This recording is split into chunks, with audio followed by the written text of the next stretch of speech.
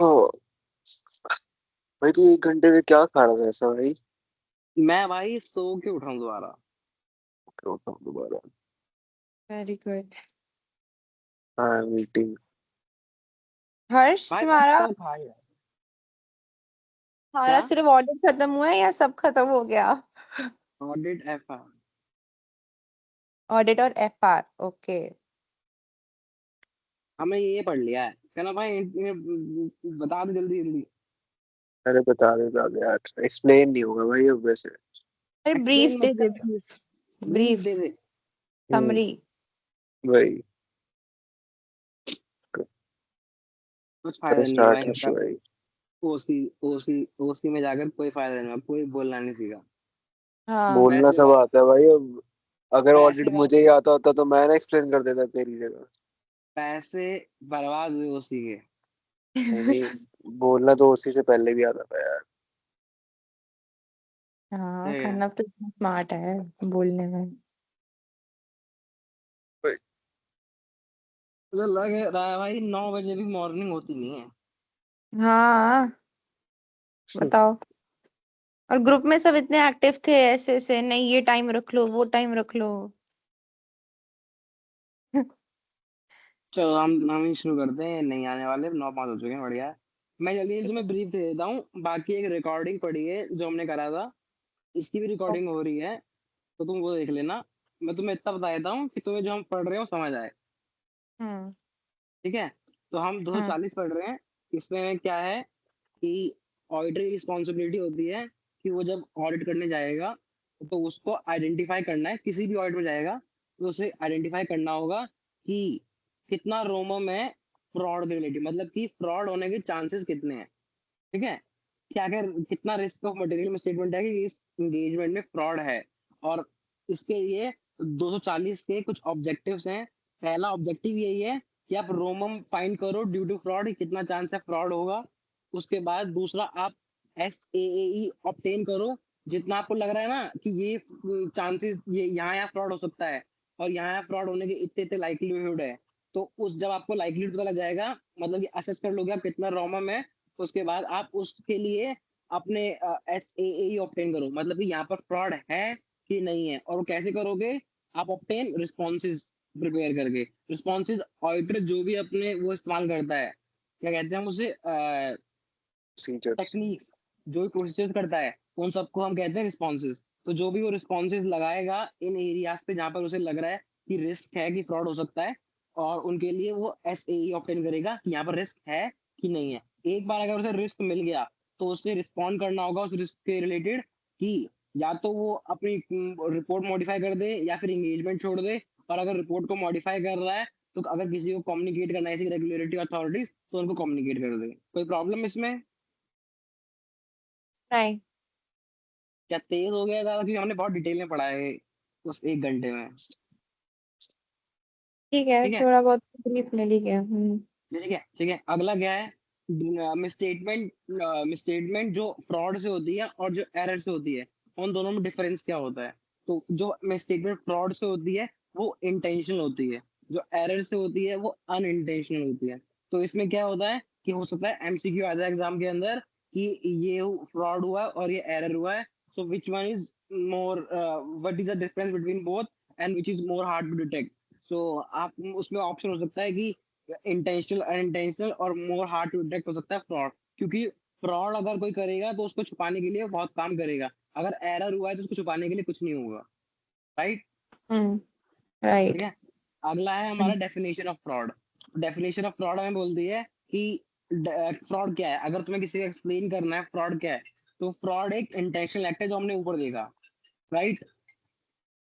तो उन्होंने डेफिनेशन में भी लिखा ठीक। है कि fraud is an intentional act by one और मोर इंडिविजुअल।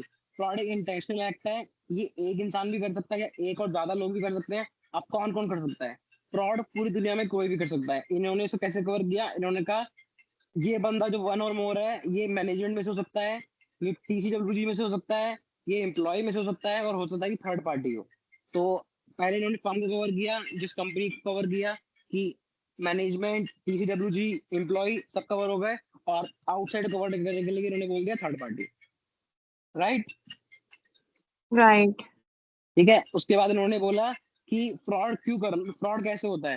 फ्रॉड इन्वॉल्व करता है involving use of deception. Deception का इन्वॉल्व होता है फ्रॉड के अंदर। ठीक है। अगर फ्रॉड कर रहा है कोई इंसान तो डिसेप्शन का यूज करेगा। डिसेप्शन का मतलब छलावा होता है। और क्यों करेगा? टू ऑब्टेन अनजस्ट और illegal advantage. Right. Okay, right. ठीक है। ओके। अब क्या है, इन्होंने बोला कि फ्रॉड तो बहुत तरीके के हो सकते हैं, क्या ऑडिटर हर तरीके का फ्रॉड ढूंढेगा? तो उन्होंने कहा नहीं, ऑडिटर सिर्फ उसी फ्रॉड से कंसर्न होगा जो मटेरियल में स्टेटमेंट कर सकता है फाइनेंशियल स्टेटमेंट के अंदर। ओके। ओके। ओके। उसके बाद है कि हमने पढ़ा कि अभी फ्रॉड इंटेंशनल होता है। तो हमारे इस चैप्टर के अंदर उस इंटेंशनल स्टेटमेंट को दो हिस्सों में बांटा गया है, एफएफआर और एमओए। एफएफआर होता है कि आपने एफएस मतलब कि अगर पीएनएल, बैलेंस शीट, सो की और कैश फ्लो, आपने इसके अंदर ही डायरेक्टली कुछ चेंजेस कर दिए हैं। कुछ आपने इसी में कुछ छेड़खानी करी है फ्रॉड करने के लिए। और दूसरा होता है मिस एप्रोप्रिएशन ऑफ एसेट। आपने बुक्स में कुछ नहीं किया है, आपने फिजिकली जो एसेट पड़े थे उनमें कुछ चोरी कर लिया है, कुछ कर लिया है। ओके। हाँ जी। ठीक है। सो इंटेंशनल स्टेटमेंट दो तरीके की है, एफएफआर और एमओए। उसके बाद हम नीचे आते हैं। अगर चाहे फ्रॉड एफएफआर से हो चाहे एमओ से हो, इंटेंशनल स्टेटमेंट चाहे एफएफआर से हो चाहे एमओए से हो, हम इनमें हमेशा ये तीन चीजें होनी ही चाहिए दोनों ही केस के अंदर। अगर किसी को फ्रॉड करना है फ्रॉड एंड फाइनेंशियल रिपोर्टिंग के थ्रू, तो भी वहां पर फ्रॉड करने के लिए उसके पास इंसेंटिव और प्रेशर होना चाहिए। वो ठीक है।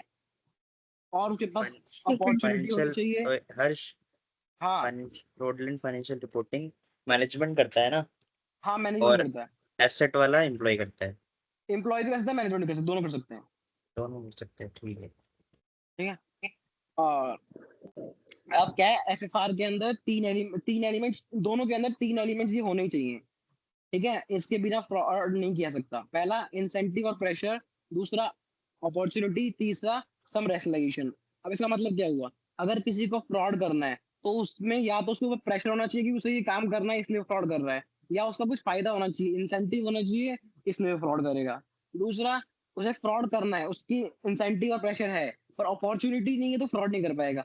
दूसरा, वहां पर अपॉर्चुनिटी भी होनी चाहिए कि कुछ ऐसे चीजें हैं जहां पर फ्रॉड किया जा सकता है, तो वहां पर अपॉर्चुनिटी होनी चाहिए। Third, rationalization of act. इसमें क्या होता है, उसे फ्रॉड करना है, उसको फायदा है फ्रॉड करके। ठीक है। उसको अपॉर्चुनिटी भी है कि फ्रॉड किया जा सकता है, पर उसके अगर एथिक्स उसे अलाउ नहीं करते, उसका नेचर ऐसा नहीं है कि वो एक बहुत ही अच्छा इंसान है तो वो फ्रॉड नहीं करेगा, पर अगर उसके एथिक्स उसे अलाउ करते हैं, वो एक उसका करेक्टर ऐसा है, एटीट्यूड ऐसा है, तो वो फ्रॉड करेगा। तो ये तीनों फैक्टर्स हमेशा होने चाहिए जब भी एफएफआर होगा और एमए होगा। पहला इंसेंटिव प्रेशर, दूसरा अपॉर्चुनिटी, तीसरा रेस्टिनेशन ऑफ राइट। Any problem? नहीं। ठीक है। ठीक है। इसमें भी ओके। इन्होंने एग्जांपल दिए हैं कि इंसेंटिव और प्रेशर के लिए क्या हो सकता है। तो इंसेंटिव और प्रेशर एफएफआर के केस में क्या हो सकता है मैनेजमेंट के ऊपर, मैनेजमेंट अंडर प्रेशर हो कि उन्हें कोई टारगेट अचीव करना है, वो अनरियलिस्टिक टारगेट अचीव करना है कि मैनेजमेंट ने कमिट कर रखा है वो 20% प्रॉफिट बढ़ा देंगे इस साल, और उनकी जो मार्केट है इस समय वो डिक्लाइन में है, तो क्या करेंगे, उनके ऊपर प्रेशर है कि उन्होंने कमिट कर रखा है इसलिए वो अपना एफएफआर करेंगे, वो अपनी बुक्स को कोप करेंगे, प्रॉफिट को दिखाएंगे 20% बढ़ाकर, चाहे कि वो है कि नहीं। ओके। इस पे उनको प्रेशर हो सकता है। और ठीक है। और क्या हो सकता है इंसेंटिव एमओए के केस में, मिस एप्रोप्रिएशन एसेट के केस में क्या हो सकता है, एक इंसान जी रहा है बियॉन्ड इसके मीन्स से, मतलब individual living beyond their means. एक बंदे की सैलरी 1 लाख की है पर उसकी जो कार है वो 1 करोड़ की है, तो अपनी औकात से बाहर रह रहा है, तो उसको इसको अपने लाइफ स्टाइल को मैच करने के लिए चोरी करनी पड़ेगी, तो वो एमओए करेगा, इसमें उसका इंसेंटिव है। ओके। हम्म। ठीक है।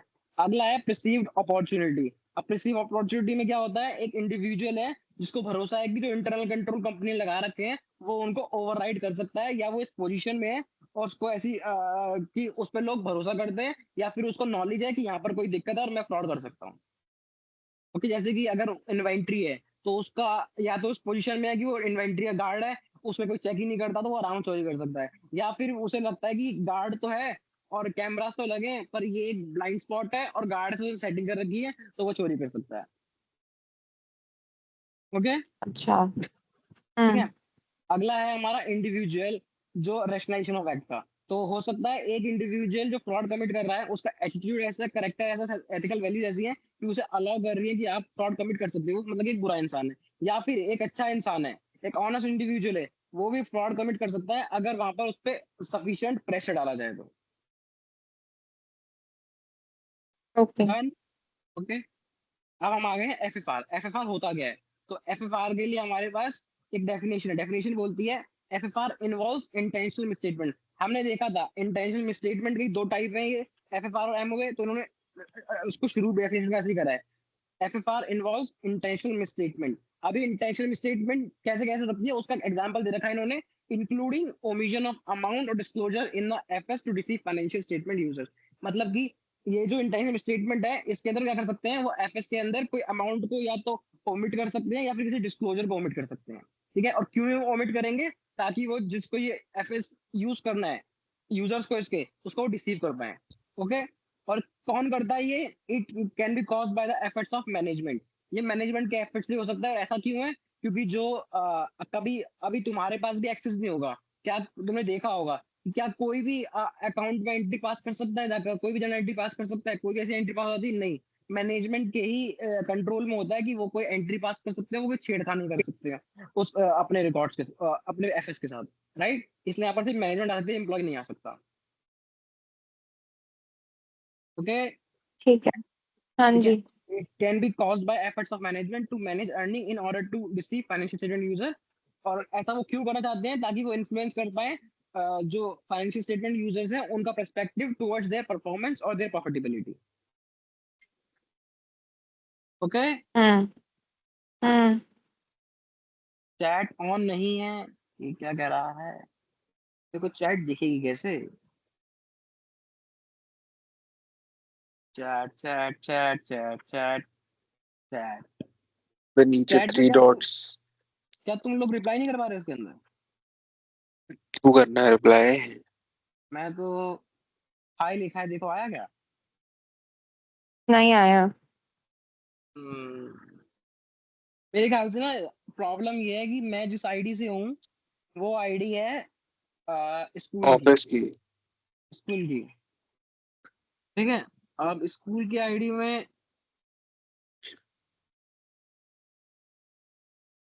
तो स्कूल की आईडी है तो इसमें ना इन्होंने एक वो बना रखा है, मान लो ग्रुप सा बना रखा है कि इन आईडी के लोग ही इसमें रिकॉर्ड कर पाएंगे और वो कर पाएंगे, जो फीचर्स है इस्तेमाल कर पाएंगे। पर तुम लोग ज्वाइन जरूर कर सकते हो किसी बाहर की आईडी से, पता नहीं। क्योंकि नॉर्मल आईडी से हम रिकॉर्ड नहीं कर सकते, इसके लिए प्रीमियम लगता है और मेरे कॉलेज वालों ने दे रखा है वो प्रीमियम। तो कंटिन्यू कर, एक काम करो तुम व्हाट्सएप पे डाल दे रहा हूँ, मैं व्हाट्सएप फोन साथ ही लेके बैठा हूँ।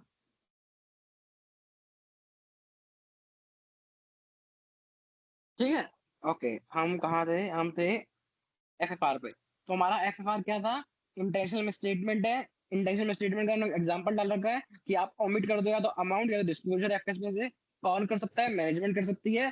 क्यों करेगी? ताकि वो डिसीव कर पाए जो फाइनेंशियल स्टेटमेंट का यूजर है उनका perspective towards their performance and profitability. Right, ठीक है। अब हम आ चुके हैं सच सिचुएशन कुड अकर। अब एफएफआर कब अकर कर सकता है, जो कि हमने अभी पढ़ा था। इसको ना मैं हमेशा वो बोला करूंगा, ये प्रेशर अपॉर्चुनिटी पोआ, शॉर्ट फॉर्म में। प्रेशर इंसेंटिव, ओ से अपॉर्चुनिटी, ए से एटीट्यूड। ये सम रैशनलाइजेशन ऑफ द एक्ट को मैं एटीट्यूड बोलूंगा। ओके, मैं इसको हमेशा पोआ बोलूंगा, पोआ। क्या आप मुझे सुन पा रहे हैं? Okay okay. ठीक है। सो हम थे सच सिचुएशन कब अकर कर सकती है? तो ये सिचुएशन अकर कर सकती है जब या तो प्रेशर हो, प्रेशर हो जो हमने बात करी ऊपर कि प्रेशर होगा अगर मैनेजमेंट पे तो लोगों पे या मैनेजमेंट तो वो एफएफआर करेंगे। या फिर डिजायर टू मैक्सिमाइज कंपनसेशन, ये इंसेंटिव का हो गया कि अगर उनकी जो कंसिडरेशन है वो कंसेंटिव है, क्या कहते हैं उसे, कंटेंजेंसी कंटीजेंट है, कंटेंजेंसी। कंटीजेंट है, कंटीजेंट है। क्या है कि जितना प्रॉफिट होगा उतनी उनकी सैलरी बढ़ा दी जाएगी, कंपनसेशन को उतना ज्यादा मिलेगा। तो उनका इसमें इंसेंटिव है कि वो अपनी उसको प्रॉफिट को बढ़ा के दिखाएं। ठीक है, लास्ट है हमारा कि हो सकता है मैनेजमेंट का जो टीसीडब्ल्यूजी है वो मैनेजमेंट का पार्ट हो, या फिर ऑनर की खुद की कंपनी जो मैनेज कर रहा है उसको, तो उसका इंटरेस्ट हो सकता है कि वो अपनी अर्निंग्स को कम करके दिखाए ताकि वो टैक्स को मिनिमाइज कर पाए, या अर्निंग को इन्फ्लेट करके दिखाए अगर उसे बैंक फाइनेंस चाहिए, और बैंक फाइनेंस में कुछ कंडीशंस है कि आपकी 4 साल में इतनी प्रॉफिट होना चाहिए। Okay, okay. अगला है एफएफआर में भी अकॉम्प्लिश दिया। आप एफएफआर को करने के लिए ऊपर थे कि कब अकर कर सकता है, क्या सरकमस्टांस हो सकते हैं जब वो अकर करे। अब हमारे पास है अकॉम्प्लिश्ड बाय, कि किस मेथड से अकॉम्प्लिश किया जाता है एफएफआर को। तो इसके लिए 3 चीजें हैं। पहला, आप जो अंडरलाइंग रिकॉर्ड्स होते हैं फाइनेंशियल स्टेटमेंट के, जैसे कि ट्रायल बैलेंस और आपके लेजर्स, आपकी जर्नल एंट्रीज, आप इनमें कुछ छेड़छाड़ कर दो ताकि जो एफएस बने उसमें वो आप हो पाए, तो अपने आप हो जाए। ओके, या फिर दूसरा होता है कि आप फाइनेंशियल स्टेटमेंट में सीधा चेंजेस कर दो कि बाकी अंडरलाइन डेटा ठीक है, पर आपने फाइनेंशियल स्टेटमेंट में ही शॉर्ट टर्म को लॉन्ग टर्म दिखा दिया, लॉन्ग टर्म को शॉर्ट टर्म दिखा दिया, या फिर कुछ क्लासिफिकेशन में चेंजेस कर दिए, ये हो सकता है। Okay okay. ओके, और तीसरा होता है हमारा कि आपने अकाउंटिंग प्रिंसिपल, जो अकाउंटिंग प्रिंसिपल है उसमें ही आपने कुछ वो कर दिया हो, छेड़खानी करी हो अकाउंटिंग प्रिंसिपल से। एसीपीडी के लिए, एसीपीडी का मतलब होता है अमाउंट, क्लासिफिकेशन, प्रेजेंटेशन और डिस्क्लोजर, कि आपने जो अकाउंटिंग प्रिंसिपल्स को लगाया है उनको आपने अपने ढंग से लगाया, मतलब कि उसमें आपने अपने तरीके से इंटरप्रेट किया है ताकि आप अपनी फाइनेंशियल स्टेटमेंट्स को अपने तरीके से दिखा पाए। ओके, तो पहला है मैनिपुलेट किया आपने अपने अकाउंटिंग रिकॉर्ड्स को, दूसरा आपने मिसरिप्रेजेंट किया है फाइनेंशियल स्टेटमेंट में ट्रांजैक्शन और इवेंट को, तीसरा है आपने इंटेंशनल मिसएप्लीकेशन करी है एसीपीडी की। Okay, okay.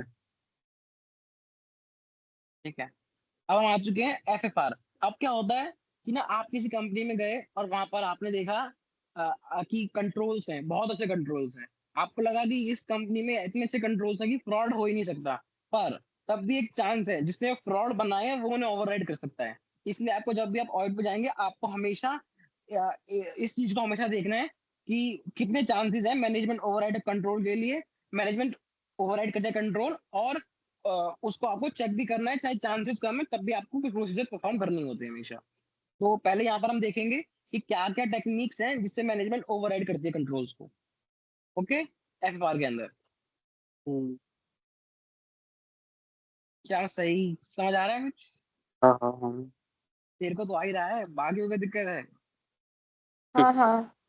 हाँ, ठीक है, तो पहला क्या है, फिक्टिशियस जर्नल एंट्री। हो सकता है क्या हो, मैनेजमेंट को और ये हमेशा ईयर एंड पे इन्होंने लिखा है ना, particularly close to the year end. Year end पे मैनेजमेंट आई, उन्हें पता लगा कि प्रॉफिट कम है या ज्यादा है जो एक्सपेक्टेशन से, तो अब उसको करने के लिए, या अगर ज्यादा है जितना चाहिए था, तो ये जर्नल एंट्री पास करेंगे और उस प्रॉफिट को कम कराएंगे। राइट, सब समझ आ रहा है? पीडीएफ लिया मैंने, पढ़ लिया मैंने वहां तक, बढ़िया बढ़िया बढ़िया। ठीक है, हम कहाँ हैं? ठीक है, तो मैनेजमेंट क्या होता है, फिक्टिशियस जर्नल एंट्री उन्होंने ईयर एंड पे पास करी है। ईयर एंड पे पास करने से क्या, उन्होंने अगर प्रॉफिट उनको ज्यादा आ गया है तो वो कम कर देंगे, और कम हो गया है तो ज्यादा कर देंगे, क्योंकि उन्हें पता तो आखिरी में आके लगेगा ना कि उनको प्रॉफिट कितना चाहिए था और क्या रिजल्ट आया है। ठीक है, तो रिकॉर्ड करना फिक्टिशियस जर्नल एंट्री को, specially at the end of accounting period. और दूसरा होता है इनएप्रोप्रिएटली एडजस्ट करना अजम्पशंस को, जजमेंट को, जो एस्टिमेट करने के लिए अकाउंट बैलेंस। मतलब कि अगर प्रॉफिट ज्यादा आ गया है, कम आ गया है, तो क्या कर सकते हैं वो, मान लो पीएफडीडी था, प्रोविजन फॉर डाउटफुल डेट, अब उनको लग रहा है कि प्रॉफिट ज्यादा आ गया, उन्हें कम करना है, तो वो क्या करेंगे, पहले 5% प्रोविजन बना रहे थे, अब प्रोविजन को उन्होंने उठा के 20% कर दिया, तो उन्होंने अपनी जजमेंट चेंज कर दी जो कि एस्टिमेट्स बनाने थे उसके लिए। ठीक है, और क्यों एडजस्टमेंट चेंज करी उन जजमेंट, अपने कुछ फायदे के लिए। Right, right. ठीक है, उसके बाद होगा ऑमिट कर दिया, एडवांस कर दिया, डिले कर दिया रिकॉग्निशन ऑफ सब इवेंट और ट्रांजैक्शन। मतलब कि अगर रिवेन्यू था तो ईयर एंड पे उन्होंने क्या करा, उन्हें लगा कि अब हमारा रिवेन्यू कम आया है, तो उन्होंने क्या करा, जो 1 अप्रैल की 10 अप्रैल तक की ट्रांजेक्शन हुई हैं उनको उठा के 31 मार्च से पहले के रिवेन्यू रिकॉर्ड कर दिया। या फिर उन्होंने लगा कि ज्यादा रिवेन्यू रिकॉर्ड हो गया इस साल, तो उन्होंने कुछ जो 20 मार्च 31 मार्च तक की ट्रांजेक्शन थी उनको उठा के 1 अप्रैल के बाद डाल दिया, अगले साल में डाल दिया। Okay okay. ओके, अगला है कंसील कर दिया या डिस्क्लोज नहीं किया कोई फैक्ट जिससे अमाउंट वो हो सकता था इफेक्ट। कैसे?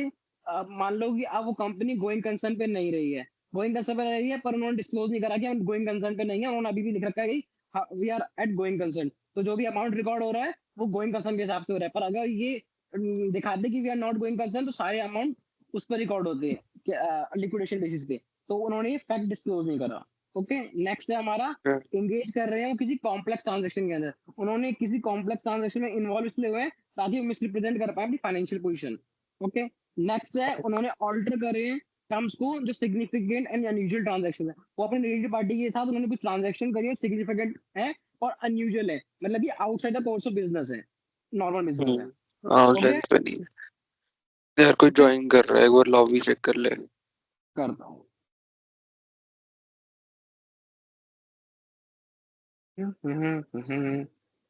यू लॉग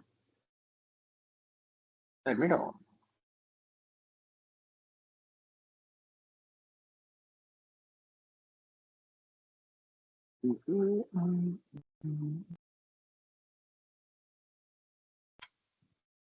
ठीक है, अब मैं तुम्हें बता देता हूँ ये, अब मैंने कहा था ना मैं कि मैनेजमेंट ओवरराइड ऑफ कंट्रोल के चांसेस हमेशा होते हैं, आपको हमेशा चेक करना है।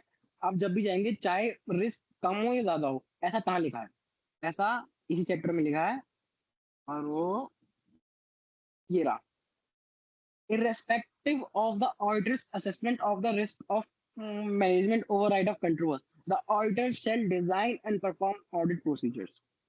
ठीक है, अब वो ऑडिट प्रोसीजर्स किस किस के लिए टेस्ट करना है? अप्रोप्रिएटनेस ऑफ जर्नल एंट्री, जो हमने वहां पर देखा था कि वो जर्नल एंट्री हो सकता है वो फिक्टिशियस जर्नल एंट्री रिकॉर्ड करते, राइट? तो हमें हमेशा इसका ध्यान रखना है कि वो फिक्टिशियस जर्नल एंट्री रिकॉर्ड ना कर दें, तो हमें जर्नल एंट्री को टेस्ट करना है। Second, review accounting estimates for biasness, हम देखा था वहां पर अकाउंटिंग एस्टिमेट्स के लिए अनएप्रोप्रिएटली एडजस्ट कर सकते थे अपनी जजमेंट को, जो मैंने पीएफडीडी का एग्जांपल दिया था, हमें उसको हमें चेक करना है। और significant transaction that are outside the normal course of business, अगर वहां पर लास्ट वाला था कि वो अनयूजुअल और सिग्निफिकेंट ट्रांजैक्शन में और के वो चेंज कर रहे हैं टर्म्स, राइट? इन तीनों चीजों को चेक करना होता है हमेशा। Is it clear? क्या सब हमारे साथ हैं? क्योंकि हमने यहीं तक पढ़ा था, अब हम धीरे धीरे पढ़ेंगे। क्या मैं ऑडिबल हूँ? यस।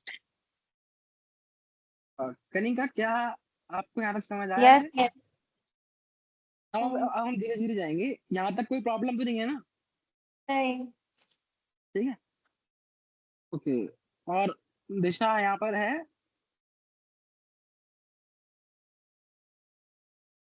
दिशा यहाँ पर है, लग नहीं रहा। बढ़िया, गगन भाई मैसेज करके आप बता दीजिए आपको सब कुछ सही है, क्योंकि अब हम नया शुरू करेंगे, फिर हम धीरे धीरे पढ़ेंगे। यस, ओके, लिखा है इन्होंने भी, बढ़िया। अब हम आ गए हैं मिस एप्रोप्रिएशन ऑफ एसेट पर। ठीक है, हमने एफएफआर पढ़ लिया है, एमओए पढ़ने जा रहे हैं। ठीक है, सो एमओए क्या होता है? एमओए में इन्होंने डेफिनेशन में लिखा है कि miss appropriation of asset involves the theft of entities asset. ये मैंने बताया था, एमओए क्या होता है? आप चोरी कर रहे हो एसेट की, राइट? तो MOA involves theft of an entities asset and is often perpetrated by employ. मैंने कहा था एम्प्लॉय भी करते हैं, मैनेजमेंट भी कर सकती है, पर ज्यादा टाइम्स ये एम्प्लॉय करते हैं। Okay, miss appropriation of asset जो कि इन्वॉल्व करता है थेफ्ट ऑफ एंटिटीज एसेट, ये किया जाता है ज्यादातर एम्प्लॉयज के द्वारा, और ये एम्प्लॉयज के द्वारा relatively small and immaterial amount में किया जाता है, बहुत छोटा छोटा चोरी होती है, पिल्फरेज जिसे बोलते हैं दिस टाइप। ओके, तो एमओए में क्या होता है? MOA is involves theft of entities asset. Okay, और इस ये इन्होंने यहाँ पे इन्वॉल्व लिखा है, मतलब एग्जांपल ही है। राइट। जैसे वहां पर था ना, हम्म, इन्वॉल्व क्या करता है एफएफआर में, ओमिट करना अमाउंट और डिस्क्लोजर। यहाँ भी इन्होंने बोला इन्वॉल्व करता है, क्या करता है, थेफ्ट ऑफ एंटीसी एसेट, ठीक है। Right. And is hmm, often repeated by employees in relatively small and immaterial amount। Okay, employees करते हैं, बहुत छोटे छोटे करते हैं, फिल्फ्रिक्स टाइप में, ठीक है। However it can involve management, और ये मैनेजमेंट भी कर सकती है, who are usually more able to disguise or conceal misappropriation in a way that are difficult to detect। अगर मैनेजमेंट करेगा मिसअप्रोप्रिएशन ऑफ एसेट तो उसे ढूंढना बहुत ही मुश्किल हो जाएगा। क्यों? क्योंकि अगर चोरी भी हुई है और मैनेजमेंट के हाथ में तो एफआईआर करना भी है, तो अगर वो दोनों ही कर देंगे तो आप ढूंढोगे कैसे कि एसेट चोरी हुआ है कि था भी यहाँ पर नहीं था, राइट। राइट। तो अगर मैनेजमेंट चोरी करेगी तो बहुत डिफिकल्ट हो जाएगा मिसअप्रोप्रिएशन एसेट को पकड़ पाना।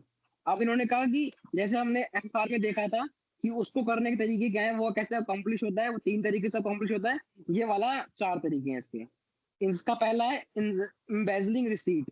अब एम्बेजलिंग रिसीट का मतलब क्या होता है कि मान लीजिए आपके 100 डेटर्स हैं, राइट। ठीक है।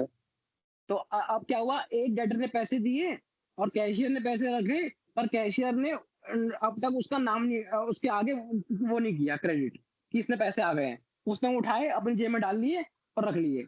अब दूसरा आया डेटर, और डेटर ने पैसे दिए, उसने पैसे कंपनी के गले में डाले, और उस बंदे के आगे पहले वाले जो फर्स्ट देके गया था पैसे, उसके आगे लिख दिया कि पैसे आ गए हैं।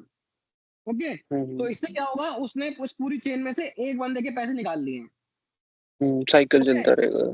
साइकिल चलता रहेगा और कुछ समय बाद वो इसको धीरे धीरे करके रिटर्न ऑफ करवा देगा, ठीक है। समझ गया। किसी पूरी चेन में से वो किसी को एक को बैडेड बना देगा।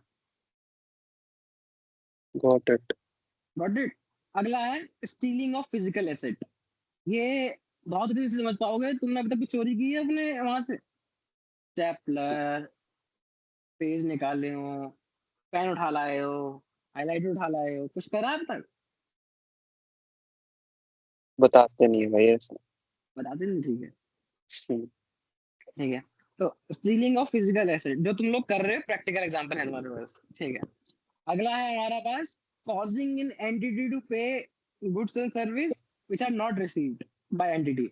अब इसका ना मुझे एक एग्जांपल बहुत सही पता है। एक मेरा दोस्त ईवाई में, उसने मुझे बताया था कि वो लोग क्लाइंट की तरफ से बाहर जाते हैं और पैसे खर्च होते हैं, और जितने पैसे खर्च नहीं होते उससे ज्यादा का वो बिल आता है और वो क्लाइंट को दिया जाता है, और क्लाइंट से पैसे लिए जाते हैं।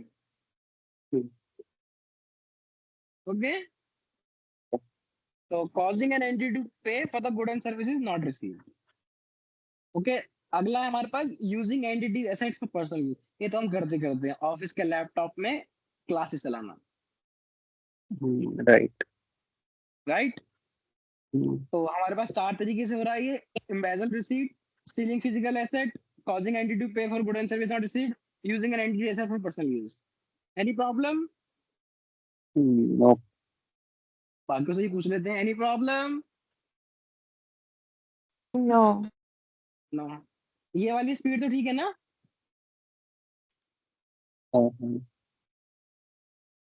नो प्रॉब्लम, ठीक है। अब इसने बोला है कि मिस अप्रोप्रिएशन ऑफ एसेट कभी कभी कभार ना ऑफ्टन अकॉम्प्लिश्ड होता है मिसलीडिंग रिकॉर्ड से भी, कि जिसने चोरी करी है वो हो सकता है रिकॉर्ड्स में भी चेंज करे। अगर कहीं पर लिखा है क्या लिखा है, फिफ्थ, मान लो कहीं पर लिखा है कौन सा नंबर है जो कोई और नंबर बन जाए, ठीक है। कहीं पर 11 लिखा है, उसने उसको 10 कर दिया। 6 6 का 8 बन जाएगा।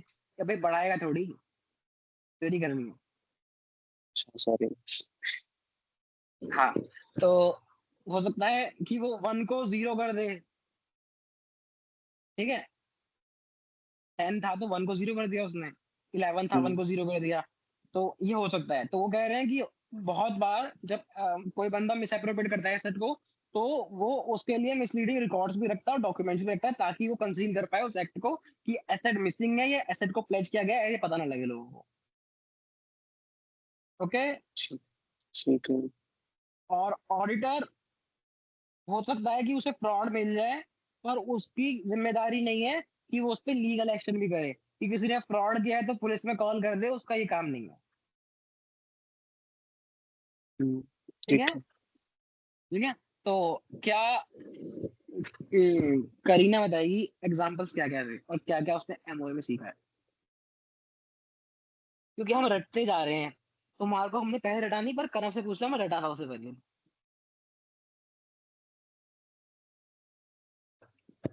Kareena, are you there, are you there? हाँ, क्या क्या क्या? आपने क्या क्या एमओए में समझा और उसके क्या क्या तरीके थे, आपको ये हमें दोबारा बताना है सबको, रट्टा मारना क्योंकि हम। मुझसे मत बुलवाओ दोबारा। अरे हिंदी में बोलना है, मैं चाहता ही नहीं तुम वो लैंग्वेज बोलो, जो जो याद है की पॉइंट बस वही बोलने हैं। मिस एप्रोप्रिएशन ऑफ एसेट्स में तो हमने ये देखा जैसे कि चोरी वगैरह हम एम्प्लॉयज वगैरह ही करते हैं। तो रुक जा रुक जा, हाँ। तो उसमें लिखा है miss appropriation of asset involves hmm. Theft of entities asset, hmm. Right? ठीक है, उसके बाद क्या लिखा था, कौन करता है इसको? एम्प्लॉयज। एम्प्लॉय। कैसे करते हैं, कितने अमाउंट में? इनसिग्निफिकेंट में भी। इनसिग्निफिकेंट, रिलेटिवली इनसिग्निफिकेंट और इमटेरियल अमाउंट, राइट? हाँ। क्या क्या हाँ। मैनेजमेंट भी कर सकती है ऐसे? Management.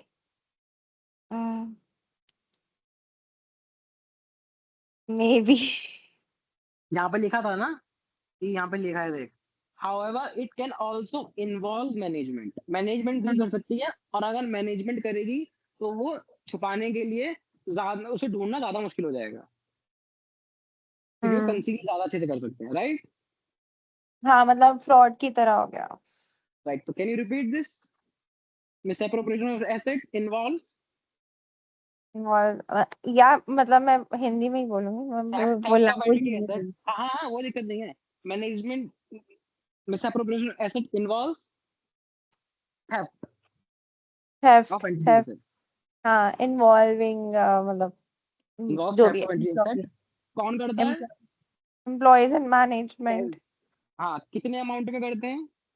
Relatively insignificant material. Insignificant, ठीक है। अब ठीक है, अब ये कैसे कैसे किया जा सकता है, इसके एग्जांपल्स हैं। एग्जांपल टेक्निक्स क्या क्या है, चार थी। हम्म। तो पहले अपना ऑफिस इमेजिन कर लो, तुम क्या क्या करते हो वहाँ।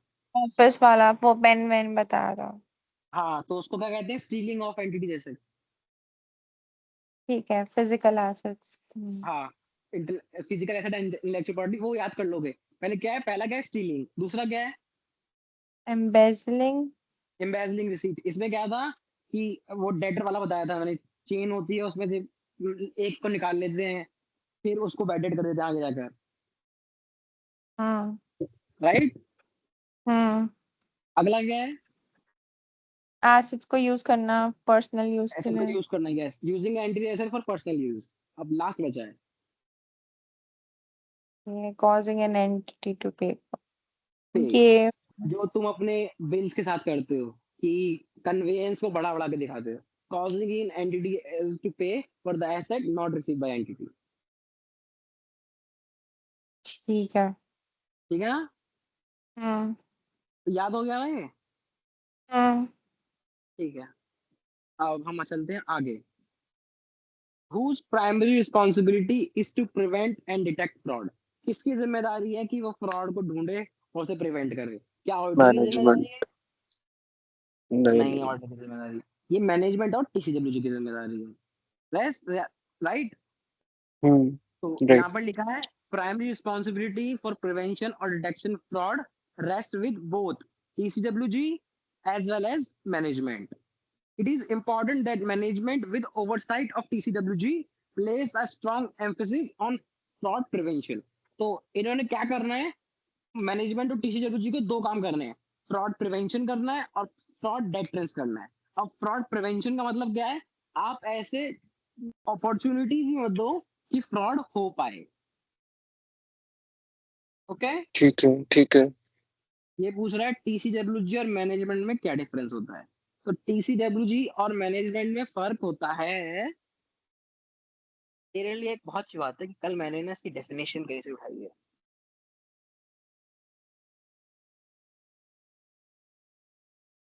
वैसे उसमें आ जाएगा ना 2670। पढ़ पढ़ ले, कि दो स्टार के गवर्नेंस कौन होते हैं, दोस्त चार्ज गवर्नेंस वो लोग होते हैं जिनकी रिस्पॉन्सिबिलिटी है ओवरसी करना strategic decision of the entity, और जो अकाउंटेबल है obligation related to accountability of the entity, जो एंटिटी में जो भी हो रहा है उसके लिए अकाउंटेबल है, राइट। मैनेजमेंट कौन है? Person with executive responsibility for the conduct of entities operation. दोनों एक भी हो सकते हैं, कई केसेस में अलग भी हाँ, हो हो सकते भी हैं। सकते हैं, एक पॉइंट में ये डिफरेंस है। क्या गगन आपको ये समझ आया? नहीं तो मैं एक एग्जांपल दे सकता हूँ बहुत सा। हाँ, एग्जाम्पल। एग्जांपल है टाटा। टाटा में जो लोग मतलब टाटा की बहुत सारी वो हैं कंपनीज, राइट, और उन सब की होल्डिंग हमारी कौन सी है? Sons Private Limited. Tata Sons, ठीक है। अब टाटा सन्स में अब तो रतन टाटा मर गया, पर उससे पहले वो था, तो उसका और ऑडिट कमेटी जो होती उसे माना जाता कि ये दो चार्जेस गवर्नेंस है, मतलब ये डे टू डे ऑपरेशन में नहीं लगे हुए, ये सिर्फ ओवर साइड कर रहे हैं कि कंपनी कैसे चल रही है, कंपनी का कैसे चलना चाहिए, ओके, क्या कंपनी में सब कुछ सही चल रहा है, ये उसमें पार्ट नहीं लेते बिजनेस के अंदर। जैसे टाटा सन्स बिजनेस में पार्ट थोड़ी लेता कि टाटा स्टील क्या करेगा, हम्म। राइट। वो सिर्फ ओवरसी करते हैं कि टाटा साइंस में सब कुछ ठीक होना चाहिए, मतलब कि जो भी रिपोर्ट हो रहा है वो सही रिपोर्ट हो रहा है, सारे काम सही चल रहे हैं, ओके। तो टाटा साइंस में जो लोग काम कर रहे हैं मैनेजमेंट है, मतलब टाटा साइंस में काम कर रहे हैं वो लोग टीसीडब्ल्यूजी है, और जो इसमें टाटा स्टील या फिर इनकी जो एयर इंजन की एयरलाइंस है उसमें जो लोग काम कर रहे हैं मैनेजमेंट का पार्ट है, ओके। Right right. करेगा डन? यस। ओके गगन भाई आप भी लिख दीजिए ओके। तू टाइप कर ही रहा है यार, कुछ कुछ मैसेज तो ओके, यस। बोल ही ले, इसका माइक ठीक तो है, आवाज सही तो आई थी जब बोल रहा।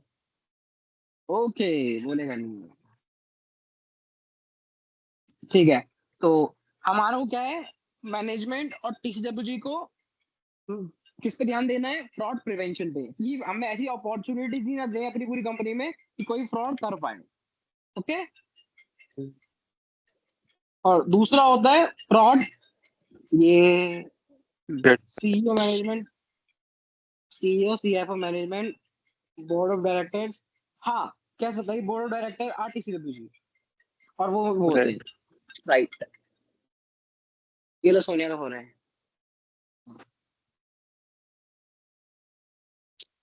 ठीक है। तो हम कहाँ थे? फ्रॉड प्रिवेंशन पे और फ्रॉड डेटरेंस। फ्रॉड डेटरेंस पे, ठीक है, ठीक है। तो फ्रॉड डेटरेंस क्या होता है? फ्रॉड डेटरेंस होता है कि अगर फ्रॉड हो चुका है तो एम्प्लॉयज को ये पता होना चाहिए, अगर फ्रॉड कमिट करेंगे तो उनको पकड़ने के चांसेस, और उसके बाद पकड़ने के चांसेस बहुत ज्यादा है, उसके बाद जो वो है पेनल्टी और जो ये है उसके लिए जो काम पनिशमेंट। करेंगे वो भी बहुत ज्यादा वो है, मतलब कि उसके बाद पेनल्टी बहुत बड़ी है, अगर वो पकड़ने के चांसेस बहुत ज्यादा है, और अगर पकड़े जाएंगे तो क्या पेनल्टी बहुत बड़ी है। तो ये होता है फ्रॉड डेटरेंस, ओके। तो मैनेजमेंट को ये क्या स्ट्रॉन्ग एम्फेसिस करना है कि फ्रॉड प्रिवेंशन भी करे और फ्रॉड डेटरेंस भी करे, ठीक है। इसके लिए यहाँ पर इंग्लिश में लिख रखा है इन लोगों ने, place strong emphasis on fraud prevention, which may reduce opportunities for fraud to take place, and fraud deterrence, which could persuade individual not to commit fraud. Okay okay. Okay, तो ओके। हमारा ये भी हो गया। अब हम आ चुके हैं थोड़ा और आगे। अब रिस्पॉन्सिबिलिटीज ऑफ द ऑडिटर, अब इन्होंने बोला, हमने बता दिया आपको कि उसकी रिस्पॉन्सिबिलिटी क्या है मैनेजमेंट और टीसीडब्ल्यूजी की, अब ऑडिटर की रिस्पॉन्सिबिलिटी क्या है, ठीक है। तो ये बोलते हैं an auditor conducting an audit in accordance with SA is responsible for obtaining reasonable assurance that financial statement taken as whole are free from material statement caused by error, whether caused by error or fraud। जैसे मतलब इनका 200 की definition है अभी। ये ऐसे 200 की वही टिपिकल डेफिनेशन है कि हमारा जो रीजनेबल अश्योरेंस लेना है हमें कि हमारे जो फाइनेंशियल स्टेटमेंट्स है उनमें कोई भी मटेरियल स्टेटमेंट नहीं है, चाहे वो फ्रॉड से है चाहे वो एरर से है, right. But owing to the inherent limitation of an audit, there is an unavoidable risk that some material misstatement of the financial statement may not be detected, even though the audit is properly planned and performed in accordance with the essay. उन्होंने कहा चाहे हमने कितना भी अच्छा audit किया हो, कुछ सब कुछ अच्छा किया हो, पर ऑडिट की कुछ लिमिटेशंस हैं, उस लिमिटेशंस की वजह से हो सकता है कि मटेरियल स्टेटमेंट अच्छा ऑडिट करने के बाद भी फाइनेंशियल स्टेटमेंट में हो और ना मिले, राइट? राइट, ठीक है, तो इन्होंने बोला था detection risk. Potential effect. 2 minute रुको, मैं अपना जरा ब्लूटूथ लाऊं, इसका बैटरी खत्म हो रहा है।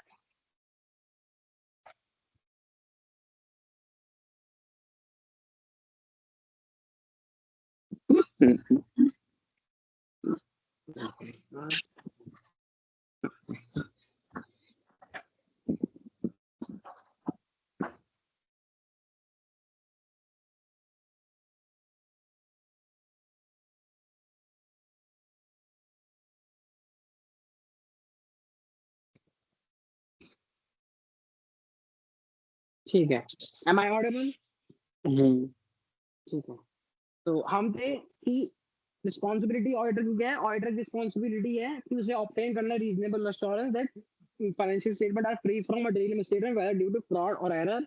पर यहाँ पर कुछ इनहेरेंट लिमिटेशंस हैं जिसकी वजह से मटेरियल मिसस्टेटमेंट फाइनेंशियल स्टेटमेंट होते हुए भी नहीं ढूंढ पाएगा ऑडिटर, और उसके लिए वो कुछ नहीं कर सकता।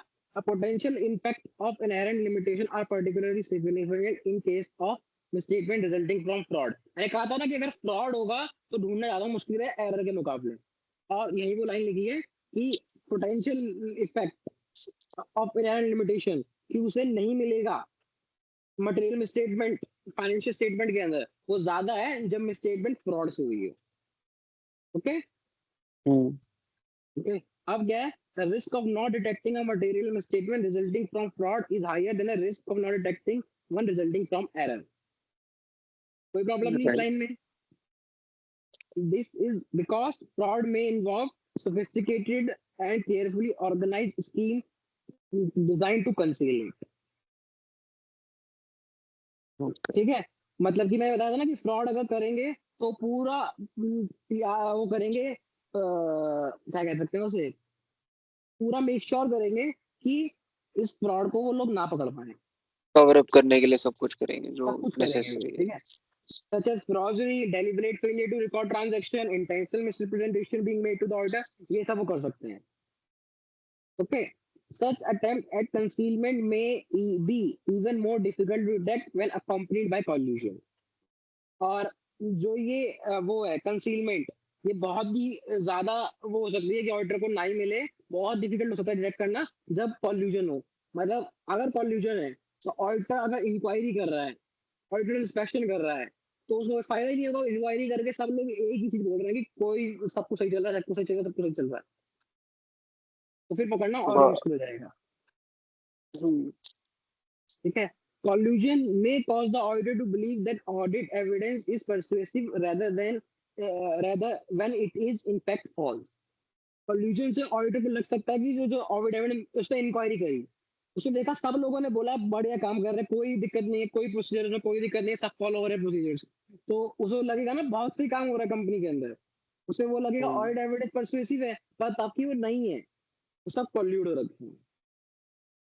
जैसे कि हमारे देश में बीजेपी बार चुनाव जीत जाती है तो लोग कहते हैं कि जीत रही है तो पार्टी अच्छी ही होगी, पर जरूरी थोड़ी है कि पार्टी अच्छी ही होगी, हो सकता है कि लोग गधे हैं, तो मेजोरिटी भी गलत हो सकती है, राइट? राइट।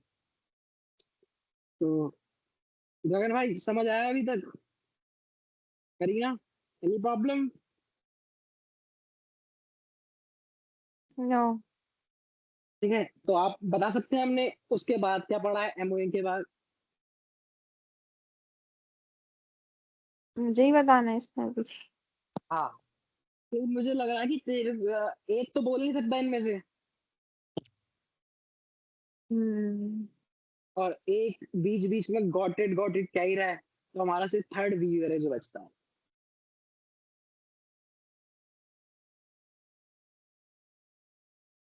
ठीक है, मैं थोड़ा पहले वाला ब्रीफ कर दूंगी। वो जो रिस्पॉन्सिबिलिटी वाला था, प्राइमरी रिस्पॉन्सिबिलिटी, उसके बाद हमने पढ़ा था टू मैं याद डिटेक्ट। बताता हूँ क्या पढ़ा है, मैं बताता हूँ क्या पढ़ा है हमने, हाँ, बता देता हूँ। हमने जैसे कि हमने एमओए पढ़ा, उसके बाद हमने एमओए के बाद तुरंत बाद हमने पढ़ा कि वो रिस्पॉन्सिबिलिटी, प्राइमरी रिस्पॉन्सिबिलिटी। हाँ ऑडिटर की क्या ये बता दो पहले कि मैनेजमेंट और उसका क्या काम है, किसकी जिम्मेदारी है फ्रॉड प्रिवेंशन डिटेक्शन। हाँ, तो मैनेजमेंट और TCWG की है। ठीक है, उन्हें क्या क्या दो चीजें चाहिए जिनको उन्हें ध्यान रखना होगा। फ्रॉड प्रिवेंशन, फ्रॉड डिटेंस, क्या था? था ना? डिटरेंस। वेटरन्स। डिटेंस। ठीक वो है, वाला। फ्रॉड प्रिवेंशन का मतलब क्या था? कि उनको ये मतलब, ये उनकी रिस्पॉन्सिबिलिटी है कि उनको प्रिवेंट करके चलना ही है। और उसमें हमने डिटरेंस में ये देखा था कि मतलब कि उससे फ्रॉड पनिशमेंट मिलती है, मतलब फ्रॉड इससे। प्रिवेंशन में था कि अपॉर्चुनिटी प्रोवाइड ना करना। अच्छा, ठीक हाँ, है। और फ्रॉड डेटरेंस में क्या था? कि वो पेनल्टी वगैरह लग सकती है, जिससे पेनल्टी। केवल हाँ, वो अगर परसुएड होते हैं आपका कि नहीं करना। लाइक्लीहुड बहुत ज्यादा है पकड़े जाने का, और पकड़े गए तो उसका पेनल्टी बहुत ज्यादा है। हम्म। राइट, उसके बाद हमने पढ़ा था कि ऑडिटर की रिस्पॉन्सिबिलिटीज।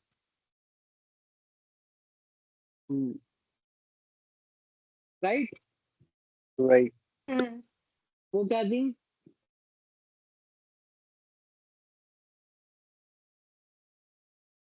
ऑडिटर की वो तो रिस्पॉन्सिबिलिटी एक तो ऐसे 200 का वो टिपिकल 100। लाइन है कि obtain reasonable assurance that financial statements are तो free from material misstatement. due to whether caused by fraud or error. Right, ठीक है। राइट। अब उन्होंने बोला था पर यहाँ पे कुछ इनहेरेंट लिमिटेशंस हो सकती हैं। हम्म। वो इनहेरेंट लिमिटेशन से क्या होता है?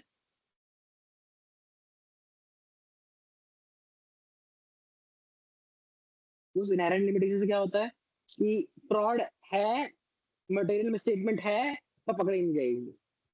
Right, right. ठीक है। तो क्या है, दोबारा क्यों करें, क्या है इसमें ऑडिटर की रिस्पॉन्सिबिलिटी? पहली, obtain reasonable assurance reasonable assurance. that financial statements are free from material misstatement weather arising from error और फ्रॉड। ओके। और उसके बाद क्या है, इनहेरेंट लिमिटेशंस के बारे में क्या बोला उन्होंने?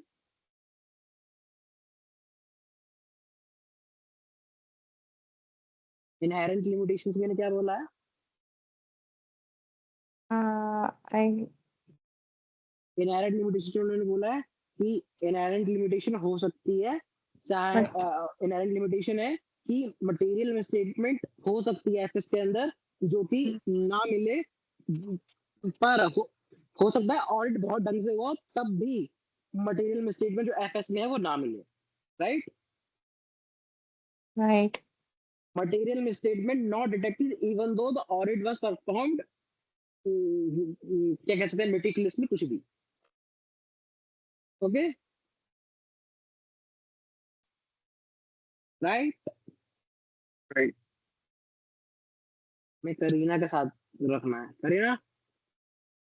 हाँ हाँ, गो राइट, अहेड। राइट, ठीक है। उसके बाद उन्होंने बोला था कि फ्रॉड से ढूंढना मटेरियल मिसस्टेटमेंट ज्यादा मुश्किल है, क्यों? क्योंकि फ्रॉड इन्वॉल्व करता है sophisticatedly designed procedure to conceal it.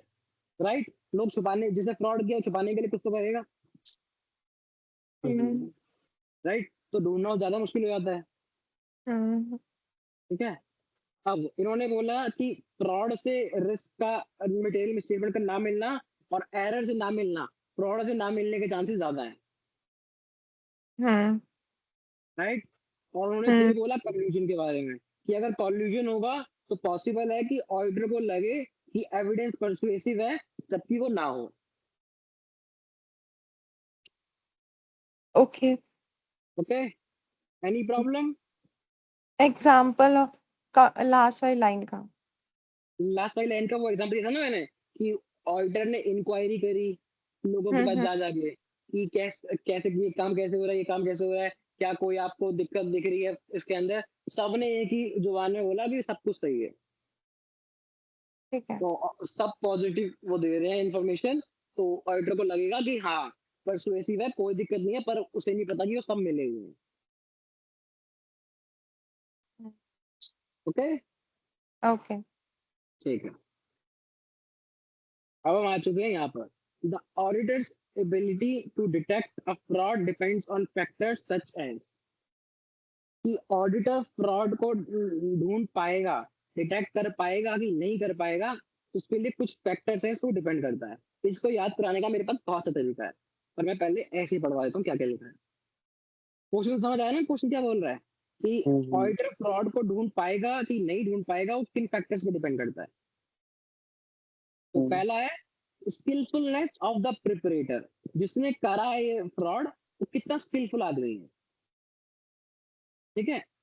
दूसरा बोलता है कि the frequency and the extent of manipulation, जिसने किया है फ्रॉड उसने कितना फ्रीक्वेंसी से फ्रॉड इस एक्ट को करा है और कितने एक्सटेंट तक किया है।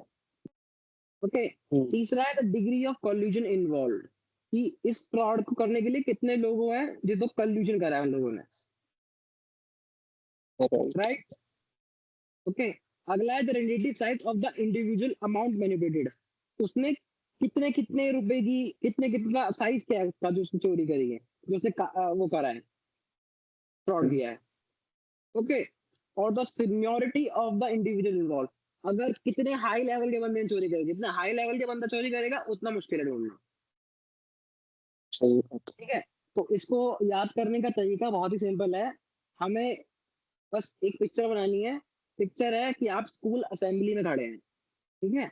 और स्कूल के 3-4 टीचर आपस में मिले हुए हैं। ठीक है। तो आप असेंबली में खड़े हुए हैं। टीचर्स टीचर सीनियर होते हैं स्कूल के अंदर,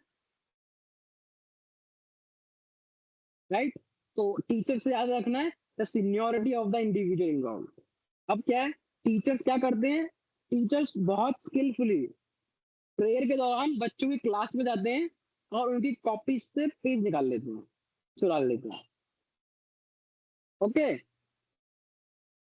आप सुन पा रहे हैं? हाँ। हाँ। हाँ। तो हमें क्या याद रखना है, टीचर्स टीचर्स सीनियर होते हैं, तो seniority of the individual involve. Okay. और दूसरा क्या है, वो प्रेयर के दौरान बहुत स्किलफुली बच्चों की क्लास में जाते हैं और उसके पेज निकाल लेते हैं। तो स्किलफुली जाते हैं। ठीक है। और टीचरों को पता नहीं लगता।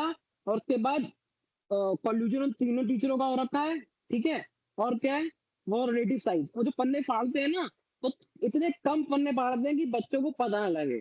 4-4 5-5 पन्ने निकालते हैं सिर्फ हर की कॉपी में से, ताकि relative size of individual amount, तो बहुत कम कम पन्ने निकालते ताकि बच्चों को नोटिस ना हो। तो टीचर्स है, सीनियर है, बहुत स्किलफुली प्रेयर के दौरान जाते हैं। 3-4 टीचर मिले हुए हैं, कॉल्यूजन है। उसके बाद वो जो रिलेटिव साइज है बहुत कम है, पेज बहुत कम निकालते हैं।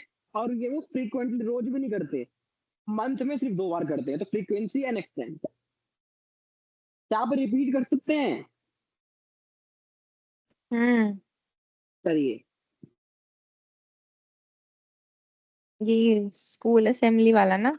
हाँ। ठीक है, तो टीचर है सीनियरिटी। ठीक है। हम्म।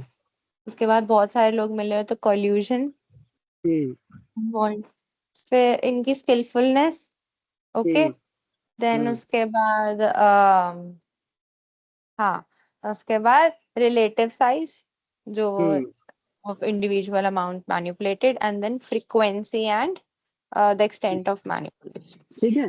तो नो प्रॉब्लम, इसे रिमेम्बर करने में कोई दिक्कत नहीं रहेगी, राइट। ठीक है। while the auditor may be able to identify potential opportunities for fraud to be perpetrated, it is difficult for the auditor to determine whether misstatement in judgment area such as accounting estimate are caused by fraud or error। इसने कहा है कि हो सकता है auditor को पता लग जाए कि इस एरिया में अपॉर्चुनिटीज है फ्रॉड करने की। ठीक है। पर वो ये साबित ना कर पाए कि ये फ्रॉड जो गलती हुई है, ये गलती एरर से हुई है या ये गलती फ्रॉड से हुई है। मैनेजमेंट ने एम्प्लॉय का वो क्या होता है, वो होता है ना, एक वर्कमैन कंपनसेशन रिजर्व बना रखा है। अब उसको जितना जरूरत है उससे 5 गुना बना रखा है। तो ऑडिटर कह रहा है ये गलत तो है, पर अब ये गलत इनसे गलती हो गई है, ये नहीं जानबूझ के किया है, राइट? गॉट। बस। और अब अगला है हमारा risk of auditor not detecting a material misstatement resulting from management fraud is greater than employee fraud. मैंने पहले हमारा था कि फ्रॉड को डिटेक्ट करना मुश्किल है एरर के मुकाबले, अब फ्रॉड में भी इन्होंने बोला अगर मैनेजमेंट फ्रॉड करेगा तो ज्यादा मुश्किल है, एम्प्लॉय फ्रॉड करेगा तो कम मुश्किल है ढूंढना। ओके, ठीक है। अब इन्होंने हम आ चुके हैं फ्रॉड रिस्क फैक्टर्स पे। अब आपको पता लगेगा ये चैप्टर शुरू ही अब होता है, ये यहाँ से देखना शुरू करो फ्रॉड रिस्क फैक्टर, और ये चलेंगे हमारे यहाँ तक, यहाँ तक 2.6 तक। उसके बाद चैप्टर ही कुछ नहीं बचता है, ये 2.6 से इतना चैप्टर रखेगा बस। तो हमें सबसे ज्यादा जो पढ़ना है वो पढ़ना है फ्रॉड रिस्क फैक्टर्स को। याद है ना उस कहानी में लिखा हुआ था फ्रॉड रिस्क फैक्टर, हम्म कि फ्रॉड रिस्क फैक्टर उसे मिल गए हैं कि इन्फ्लेट कर रखे हैं स्टॉक प्राइस को। हाँ, 240 पूरा कंप्लीट हो जाएगा इस कॉल में। देखो रट्टा मारना है, मैं अगर रट्टा ना मारवाना होता तो मैं करवा देता, मुझे लगता है होगा नहीं, क्योंकि रट्टा ज्यादा जरूरी है, राइट? क्या लगता है तुम लोगों को? तो रात को भी तो कह रहे हैं, तो रात तक तो हो ही जाए। हाँ रात तक तो हो ही जाएगा। कि तुम सब भूल जाओगे अगर मैंने तुमसे समझा के छोड़ दिया ना, सब भूल जाओगे जब दोबारा पढ़ने आओगे। हाँ ठीक है, पता तो है पर याद कुछ नहीं है, ठीक है? तो हम आ चुके हैं यहाँ पर फ्रॉड रिस्क फैक्टर पे। तो हमने अभी पढ़ा था इंटेंशनल मिसस्टेटमेंट 2 तरीके की होती है, राइट? हम्म तो रुक जाओ, पहले ये फ्रॉड में ये पढ़ाया था फ्रॉड रिस्क फैक्टर की डेफिनेशन क्या है।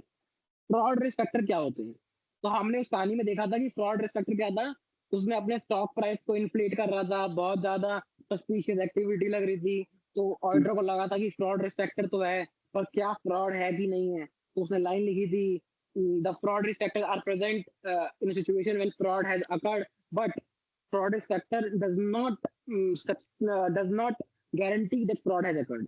मतलब कि जहां पर पॉसिबिलिटी है। जहां पर फ्रॉड हुआ है वहां पर फ्रॉड रिस्क फैक्टर होंगे होंगे, पर जहां पर फ्रॉड रिस्क फैक्टर है वहां फ्रॉड होगा ही होगा, ये जरूरी नहीं है, राइट। राइट?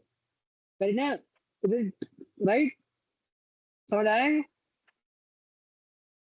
और repeat. Repeat, yes. Should I repeat? Yes, okay. तो मैंने बोला है कि फ्रॉड रिस्क फैक्टर क्या होते हैं।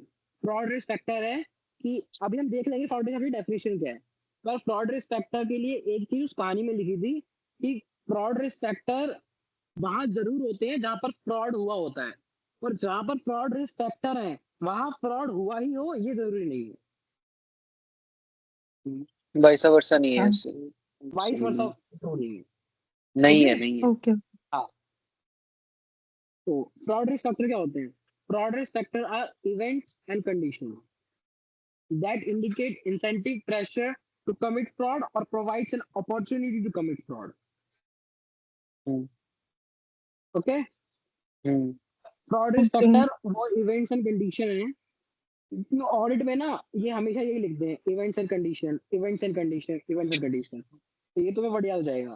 तो fraud risk factor events and conditions हैं जो इंडिकेट करें कि यहाँ पर इंसेंटिव और प्रेशर है टू कमिट फ्रॉड, या फिर अपॉर्चुनिटी प्रोवाइड करें to commit fraud. Fraud risk factors वो इवेंट कंडीशंस हैं, राइट? Okay, okay. ओके। तो अब क्या है, इसके एग्जांपल दे रखे हैं हमें कि the need to meet expectation of third party to obtain additional equity financing may create pressure to commit fraud। अब इन्होंने बोला ना इवेंट एंड कंडीशन, तो हो सकता है क्या हो कि ऐसा कंडीशन हो कि इन्हें किसी का थर्ड पार्टी का एक्सपेक्टेशन है उसको मीट करना है ताकि इन्हें इक्विटी फाइनेंसिंग मिल सके। जैसे कि उसके अंदर होता है कि आपको जैसे शार्क टैंक वाला कुछ सीन होता है ना, आपको अगर वो चाहिए, क्या कहते हैं लोगों को, इन्वेस्टर फंड्स चाहिए इन्वेस्ट। इन्वेस्टर इन्वेस्टर चाहिए। तो इन्वेस्टर कह रहा है कि मुझे तो भैया इतना प्रॉफिट दिखाओ। तो इस नीड को, एक्सपेक्टेशन को उस इन्वेस्टर की फुलफिल करने के लिए ये लोग अपनी कुछ करें, फ्रॉड करें। ओके,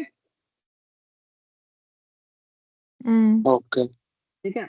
अगला है granting of significant bonus if unrealistic profit target are met may create an incentive to commit fraud.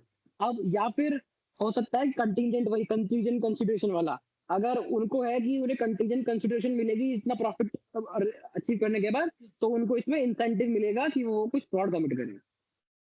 Okay, right. Right. अब थर्ड है हमारा control environment that is not effective may create an opportunity to commit fraud. अब तुम्हें शायद inter से याद होगा कि कंपोनेंट्स ऑफ इंटरनल कंट्रोल में से पहला एक कंपोनेंट कंट्रोल एनवायरनमेंट भी होता है, याद है? हाँ हाँ हाँ। हाँ, तो वही है ये। कंट्रोल एनवायरनमेंट इफेक्टिव नहीं है, इसलिए लोगों के पास अपॉर्चुनिटी है कि वो फ्रॉड कर सकते हैं। ओके, हम्म, तो तुमने शायद नोटिस नहीं किया हो, तो दोबारा से घूमकर ये हम पोआ पे ही आ गए हैं, हाँ वही सेम चीज है। है कि नहीं? बस इसमें क्या गायब है, ए गायब है। बाकी पी और ओ तो दोनों है, प्रेशर भी है, इंसेंटिव भी है और अपॉर्चुनिटी भी है। हाँ मतलब कि भी है। ठीक है, तो can you want to repeat Kareena, हमने क्या पढ़ा है अभी? Not this time. Not this time, मैं ही कर देता हूँ फिर। मैं हमने बोल पढ़ा है देता क्या हूँ। अभी? ठीक है, हम चलो, क्या पढ़ा बताइए, आप तो बता।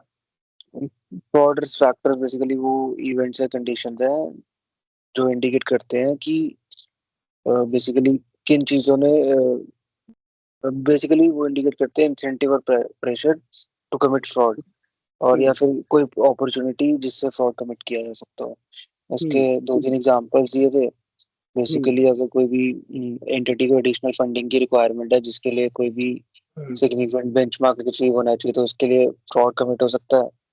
हम्म, या फिर एम्प्लॉयज की प्रेशर, जो प्रेशर एम्प्लॉयज था, की जो इंसेंटिव। या फिर हाँ बेसिकली एम्प्लॉयज की जो अर्निंग्स है वो कंटिंजेंट बेसिस पे है, तो उन हम्म, टारगेट्स को मीट करने के लिए वो फ्रॉड कमिट कर सकते हैं। या फिर hmm, control environment, basically internet control ही इतने वीक है, इफेक्टिव नहीं है, जिसकी वजह से हम्म, फ्रॉड अपॉर्चुनिटी अराइज हो रही है। ठीक है, डन करी ना? देख, हम्म जितना जितना तू बोलेगी उतना तेरा ऑडिट में, मैं बता रहा हूँ, audit is not magic, it's all revision. जितनी बार पढ़ लो कम है। right. कुछ दिनों में जब तुम पढ़ते रहोगे ये सारे वर्ड्स में रट जाएंगे, तुम्हें लैंग्वेज समझ आने लगेगी कि ये जो लिखा है ठीक है। अभी तुम्हें फॉरेन लैंग्वेज लगती है। ठीक है, अब हम आ चुके हैं इस पे। तो जैसे हमने ऊपर देखा था कि इंटेंशनल स्टेटमेंट दो तरीके की थी, एफएफआर, एमओए। तो फ्रॉड रिस्क फैक्टर भी इन्होंने उसी दोनों के लिए बोले, एफएफआर और MOA. Fraud risk factor relating to misstatement arising from fraudulent financial reporting और misappropriation of asset. Okay, okay. नहीं, नहीं, ठीक है। अब हम आ चुके हैं यहाँ पे। तो अब हमारे को दिए जाएंगे एग्जांपल्स। मैंने तुम्हें बताया था ना, इन दोनों के ही तीन कंपोनेंट्स होते हैं, करीना याद है? तीन कंपोनेंट्स उनके, एक खाने की डिश पे नाम है उनका, पोआ। Pressure, incentive, opportunity and attitude. तो ये तो ये जो दे रखे हैं ना इन्होंने, इसके एग्जांपल इन्होंने बांट इसी में रखे हैं। इंसेंटिव प्रेशर, ओके, अपॉर्चुनिटी, उसके बाद एटीट्यूड। उसके बाद इन्होंने करा एमओए के लिए, उसके लिए भी इंसेंटिव, प्रेशर, अपॉर्चुनिटी और एटीट्यूड, और ये फिर खत्म हो जाता है। समझ गए कैसा था ये? समझ गया। ठीक है, करीना डन? गगन हाँ भाई, चैप्टर ऐसे ये इस हिसाब से चलेगा कि इन दोनों को खोला जाएगा, इनके जो हमने कंपोनेंट्स पढ़े हैं, पोआ पोआ, उनको खोल के पढ़ेंगे, उनके एग्जांपल्स देखेंगे, और यहाँ पर सिर्फ और सिर्फ एग्जांपल्स ही लिखे हैं, और एग्जाम में इनमें से ही एक ना एक एग्जांपल एग्जैक्टली पेस्ट होगा और पूछेंगे प्रेशर है, इंसेंटिव है, अपॉर्चुनिटी है कि एटीट्यूड है।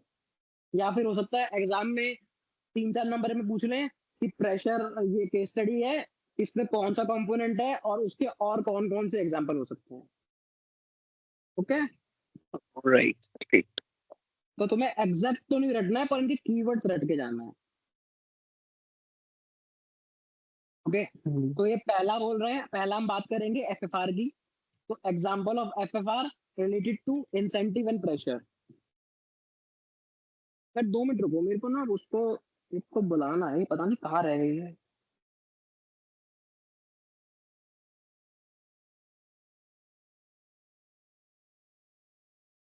कौन? दिशा जोश मीटिंग में है तो, पर नहीं है। मैम आप यहाँ मीटिंग में है कि नहीं है? आप सुन रहे हैं पर आप बोल नहीं रहे हैं।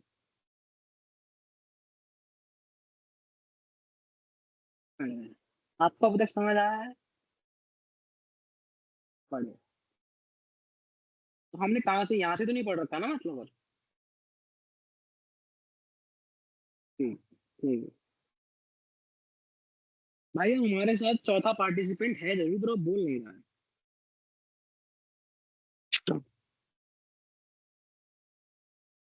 ठीक है, तो लोग हेलो बोल दो उसको, और कह दो कि बोल सकती है। दिशा, दिशा नाम है। हाय दिशा। Hi this. ठीक है, तो हम आ गए हैं अब फ्रॉडलेंट फाइनेंशियल रिपोर्टिंग। अब तो पहला हम फ्रॉडलेंट फाइनेंशियल रिपोर्टिंग करेंगे, और इसमें हाँ, गगन भी हाय बोल रहा है। ठीक है, मैसेज करके। तो अब हम आ गए इस पे। तो इंसेंटिव और प्रेशर से रिलेटेड पहला एग्जांपल। सो ये जो मैंने ऑरेंज लाइन से हाईलाइट किया है ना, ये मान लो इसका वो है मेन एग्जांपल, कि इंसेंटिव और प्रेशर का मेन एग्जांपल है फाइनेंशियल स्टेबिलिटी और profitability is threatened by economic और इंडस्ट्रियल ऑपरेटिंग कंडीशंस। ठीक है, ये इनका मेन एग्जांपल है। अब इसके सब एग्जांपल आएंगे, हाई डिग्री ऑफ कंपटीशन, ये सब। समझ गए? हम्म। तो इंसेंटिव और प्रेशर का ये एक मेन एग्जांपल है, पहला जहां पर 1 लिख रखा है मैंने, ये 1 दिख रहा होगा, ये 1, फिर ये 2 और ये 3। ओके, प्रेशर और इंसेंटिव के 3 एग्जांपल हैं, पर इनकी सब कैटेगरी में बहुत सारे एग्जांपल हैं। ओके, तो पहला ये बोलता है प्रेशर और इंसेंटिव से कि फाइनेंशियल स्टेबिलिटी या फिर प्रॉफिटेबिलिटी थ्रेटेंड है। थ्रेटेंड है, क्यों थ्रेटेंड है? या तो इकोनॉमिक फैक्टर से, या इंडस्ट्री फैक्टर से, या फिर ऑपरेटिंग कंडीशन एंटिटी की वजह से। ओके, अब इसके एग्जांपल क्या है? इसी के एग्जांपल नीचे पहला, हाई डिग्री ऑफ कंपटीशन है और मार्केट सैचुरेशन है अकम्पनीड बाय डिक्लाइनिंग मार्जिन। जो इंडस्ट्री में वो बंदा काम कर रहा है, ये एग्जांपल इंडस्ट्री का है। तो जिस इंडस्ट्री में वो काम कर रहा है, उसमें बहुत ज्यादा कंपटीशन हो गया है और मार्केट सैचुरेशन पहुंच गई है, मतलब कि इससे ज्यादा डिमांड नहीं बढ़ने वाली। मार्केट जितनी बढ़नी थी बढ़ चुकी है। अब हाई डिग्री ऑफ कंपटीशन है और मार्केट सैचुरेशन पहुंच चुकी है, और इस वजह से डिक्लाइन मार्जिन। देखा है ना, जब मार्केट बिल्कुल हमें सैचुरेशन पॉइंट पे होती है, तो वहां पर प्रॉफिट मार्जिन बहुत गिर जाते हैं। तो ये उसका एग्जाम्पल है। सेकेंड एग्जाम्पल है हमारे पास, high vulnerability to rapid changes such as change in technology, product obsolescence और interest rates। तो इसमें से इंटरेस्ट रेट तो हमारा इकोनॉमी फैक्टर है, राइट? प्रोडक्ट ऑब्सोलेंस आप बोल सकते हो कि ये भी इकोनॉमी की है, क्योंकि एक प्रोडक्ट ही ऑब्सोलीट हो गया। यार ये तूने स्क्रीन नीचे कर रखी है क्या? मैंने नहीं, एक बार दोबारा शेयर करेगा, ब्लैंक हो गई है एकदम से। करता हूँ।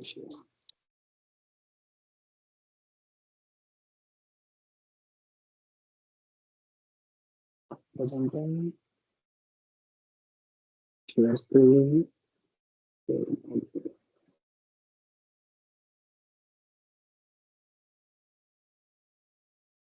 it ठीक visible? है। हाँ हाँ ठीक है। तो ओके। हमारा सेकंड एग्जांपल है high vulnerability to rapid changes. मतलब कि पहला वाला हमारा एग्जांपल था इंडस्ट्री से कि मार्केट बहुत सैचुरेट कर गया है। दूसरा हमारा इकोनॉमी से कि बहुत रैपिड चेंजेस हो रहे हैं, जो टेक्नोलॉजी है वो ऑब्सोलीट हो चुकी है, प्रोडक्ट है ऑब्सोलीट हो चुका है, या फिर हमारी जो इंटरेस्ट रेट है बहुत ज्यादा हो गई है।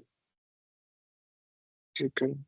ओके, तीसरा एग्जांपल इन लोगों ने दिया significant decline in customer demand और इंक्रीजिंग बिजनेस फेलियर। जिस इंडस्ट्री में मैं काम कर रहा हूँ उस इंडस्ट्री में कस्टमर की डिमांड घटती जा रही है, या फिर जो हमारा इस इंडस्ट्री के अंदर बिजनेस फेलियर होते जा रही है। ठीक ओके, है। उन्होंने चौथा एग्जांपल दिया ऑपरेटिंग लॉसेस। अब मैं यहाँ लिख देता हूँ कि ये वाला एग्जांपल हमारा रिलेट कर रहा है इंडस्ट्री से, पहला वाला, राइट। दूसरा वाला इकोनॉमी से, तीसरा वाला हमारा फिर से इंडस्ट्री से, चौथा वाला एंटिटी की ऑपरेशन से।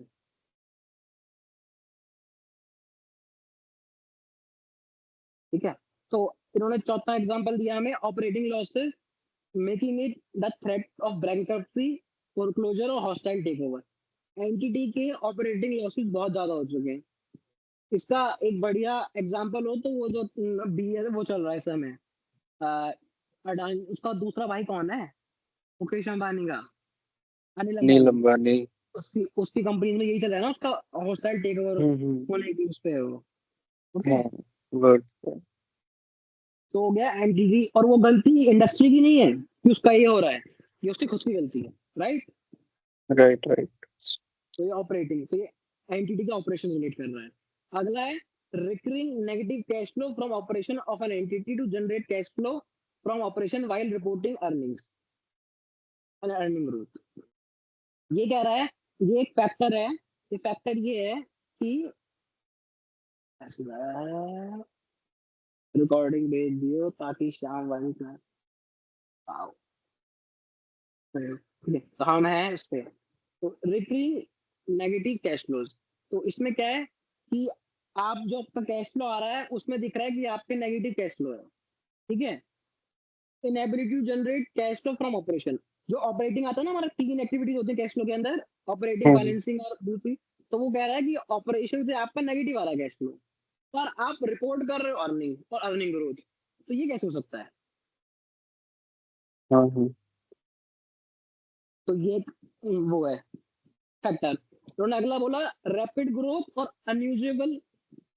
ये भी ऑपरेटिंग ले लेता हूँ मैं इसको, कंपनी का ही सीन है ये भी, एंटिटी ऑपरेशन।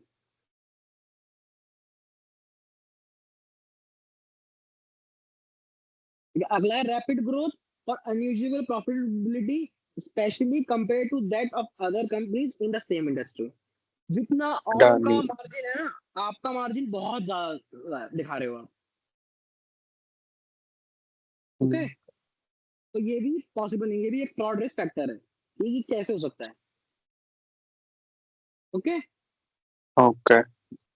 अगला है न्यू अकाउंटिंग स्टैच्यूटरी और रेगुलेटरी रिक्वायरमेंट। ये भी इकोनॉमी की है। ओके, हम्म। तो हमारे पास तीन, कितने इकोनॉमी के हैं? दो इकोनॉमी के हैं, दो इंडस्ट्री के हैं और दो एंटिटी ऑपरेशन के हैं। ओके, ठीक है। ठीक है। तो हमें याद क्या रखना है? हमें पहले याद रखना है इंसेंटिव और प्रेशर में पहला जो एग्जांपल है वो है फाइनेंशियल स्टेबिलिटी और प्रॉफिटेबिलिटी इज थ्रेटन। किस चीज से हम्म। थ्रेटन हो सकती है ये थ्रेटन हो सकती है इंडस्ट्री वजह से, इकोनॉमी की वजह से, या फिर एंटिटी की ऑपरेशन की वजह से। ठीक है, जब हमारी बात आई इकोनॉमी की, तो हमें याद आएगा कि रैपिड चेंजेस हो रहे हैं इकोनॉमी के अंदर, और दूसरा हमें याद आएगा कि रैपिड चेंजेस वो रेगुलेटरी एनवायरनमेंट या न्यू अकाउंटिंग या स्टैट्यूटरी उसमें हो सकते हैं। ठीक है, हमें दूसरा याद आएगा इंडस्ट्री। इंडस्ट्री क्या बोलेगी कि कस्टमर हमारे कस्टमर की डिमांड बढ़ रही है इस इंडस्ट्री को लेकर, और तो और या तो फिर इंडस्ट्री का बिल्कुल पीक आ गया है, जो कि मार्केट सैचुरेशन का आ गया, डिक्लाइन हो गया हमारे पे, राइट। जब राइट। इकोनॉमी उसके बाद आएगी एंटिटी के ऑपरेशन की, तो हमें याद आएगा कि ऑपरेटिंग लॉसेस बहुत ज्यादा है हमारे एंटिटी के अंदर, जो अडानी उसका अंबानी वाला सीन।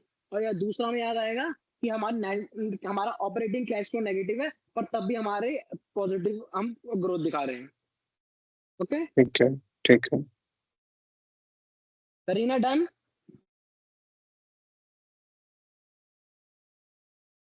हाँ थोड़ा बहुत मतलब समझा मतलब है ये बात। क्या समझ नहीं आई बताइए। अभी ये समझने वाली बात नहीं है, मुझे थोड़ी मतलब ना रीड आउट मुझे करना पड़ेगा खुद से, तब जाके और अच्छे से क्लियर होगा। फिर तो रात पूछ को तो मैं अच्छे सही, से डाइट तेरे को वगैरह पता भी। कैसे लगेगा कि तेरा खुद का डाउट, अगर पूछ तो बता तो पाऊंगा कि तू क्या गलत कर, क्या तेरे को समझ नहीं आया। नहीं वैसे जब Right. फ्लो में समझाता है तो हमें समझ आ जाता है, पर वो एकदम से रिटेन नहीं होता क्योंकि मैं अब स्टार्ट कर रही हूँ ऑडिट रिटेन में में। बोल ही नहीं रहा, रिटेन में बोल ही नहीं रहा। मैं तुम्हें इसके तो तरीके बता रहा हूँ रिटेन करने के। तुम्हें ये लाइन याद रखनी है, ये एक लाइन, और इसके बाद हर के दो दो फैक्टर हैं। मैंने ना बहुत काम किया है मेमोरी टेक्निक्स के ऊपर, तो मुझे पता है मेमोरी कैसे काम करती है, क्योंकि तेरे को अभी भी स्कूल वाला याद होगा, राइट। थोड़ा बहुत। स्कूल वाला निमोनी तक भी याद होगा ना। हाँ हाँ। मेरे को पता है, मैं तेरे को कह रहा हूँ ना, तेरे को क्या समझ यार, तेरे को जब इकोनॉमी याद आएगा, क्या तू याद आ पाएगा कि इकोनॉमी में, देखो इमेजिन करना है बस कि इकोनॉमी में बहुत रैपिड चेंजेस हो रहे हैं, जस्ट लाइक एआई। एआई को याद करियो, एआई में क्या हो रहा है, रोज एक नया वर्जन आ रहा है, देख रही है। रोज चैट जीपीटी 4.1 ला रहा है, 4.5 ला रहा है, तो रैपिड चेंजेस है, राइट। हम्म ये इंडस्ट्री से रिलेट कर सकता है, पर हम इकोनॉमी से कहते, या इकोनॉमी में उससे भी अच्छा एग्जाम्पल वो देख, जो ट्रम्प रोज की रोज आकर टैरिफ बोल देता है कि टैरिफ पता लगाऊंगा, तो इंडिया की भी स्टॉक मार्केट ऊपर नीचे हो रही है ना, वो एक ही हर रोज बहुत तेजी से हाँ। है। तो इससे रैपिड चेंजेस आ जाएंगे वो, कि रैपिड चेंजेस हो रहे हैं। ठीक है, ओके। दूसरा क्या? तेरे को इकोनॉमी से याद आना चाहिए कि न्यू अकाउंटिंग और स्टैट्यूटरी रिक्वायरमेंट, जैसे कि नया इनकम टैक्स एक्ट आ रहा है, राइट। तो हम्म इकोनॉमी याद करते ही क्या तेरे को याद आ पाएगा, ट्रम्प और सीतारमन। ठीक है। ठीक है, दूसरी चीज है हमारे पास इकोनॉमी के बाद इंडस्ट्री।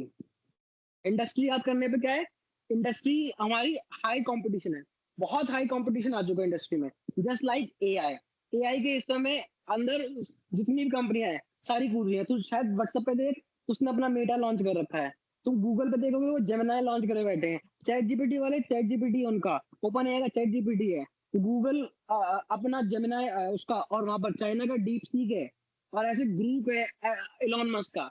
मतलब क्या है, बहुत हाई डिग्री ऑफ कंपटीशन हो गया है, राइट। हाँ तो क्या इंडस्ट्री से एआई याद आ पाएगा। हाँ। ठीक है, और अब ये हो गया इंडस्ट्री में significant declining in customer demands. अब इससे भी तो एआई से कर सकती है कि जितने फ्री वर्जन आ रहे हैं ना, फ्री वर्जन आने से पेड वर्जन की कस्टमर की डिमांड कम होती जा रही है। ये जेमिनाई फ्री है, डीप सीक फ्री है, तो जो पेड एआई है उसकी कस्टमर की डिमांड घटती जा रही है। कस्टमर की डिमांड बढ़ रही है या डिक्लाइन? जो पेड वर्जन है उसके लिए घट रही है, क्योंकि फ्री वर्जन आ रहे हैं। अच्छा। ठीक है ना, हाँ हाँ। राइट। तो इकोनॉमी के क्या क्या आ रहा है, याद आ रहा है इकोनॉमी से, रैपिड चेंजेस, या तो चेंजेस हमारा ट्रम्प रैपिड और, ग्रोथ होगी। हाँ। हाँ ट्रम्प और सीतारमन, कॉमन वही accounting statutory requirements. Right right. ठीक है, उसके बाद हाँ हमें इकोनॉमी से याद आ रहा है, इकोनॉमी से याद आ रहा है, और इंडस्ट्री से क्या याद आ रहा है हमें। कंपटीशन एआई, और दूसरा, decline in customer demand. Right, ठीक है। तीसरा है हमारे पास क्या, तीसरा है हमारे पास एंटिटी के ऑपरेशन। अब एंटिटी के ऑपरेशन में क्या लिखा है इन लोगों ने, एंटिटी के ऑपरेशन में इन्होंने कहा कि ऑपरेटिंग लॉस, मतलब कि एंटिटी की ऑपरेशन याद आते ही रिलायंस आनी चाहिए याद, रिलायंस, ठीक है। रिलायंस में दूसरा वाला भाई सब भूल चुके हैं, क्यों भूल चुके हम्म हैं? ऑपरेटिंग लॉस की वजह से, हम्म ठीक है। उसमें बैंक करप्ट हो चुका है बाद में, राइट। अनिल अंबानी याद आएगा हमें, ठीक है। दूसरा एंटिटी के हम्म, ऑपरेशन से हमें याद आएगा कि उस अनिल अंबानी के नेगेटिव कैश फ्लो भी था, ऑपरेटिंग लॉसेस भी थे, पीएनएल लॉस में था, और कैश फ्लो भी नेगेटिव दिखा रहा था, पर तब भी प्रॉफिट रिपोर्ट हो रहा था, तब भी पॉजिटिव कैश फ्लो दिखा पा रहा था, राइट। हम्म, क्या याद रहेगा अभी 6 एग्जांपल? ठीक है। ठीक है। तो हमारा पहला है इंसेंटिव और प्रेशर का, कि फाइनेंशियल स्टेबिलिटी और प्रॉफिटेबिलिटी इज थ्रेटन्ड, राइट। ठीक है। मैं कह रहा हूँ ना, just say when you don't get it, जब याद ना हो तो मुझे बता दियो, मैं बता दूंगा कि इसे अभी याद करना है, करा सकता है, या इसमें टाइम लगेगा। मैंने बहुत काम कर रखा है इसके ऊपर, ठीक है। ठीक है। ओके, अब हम सेकंड पे आ गए हैं।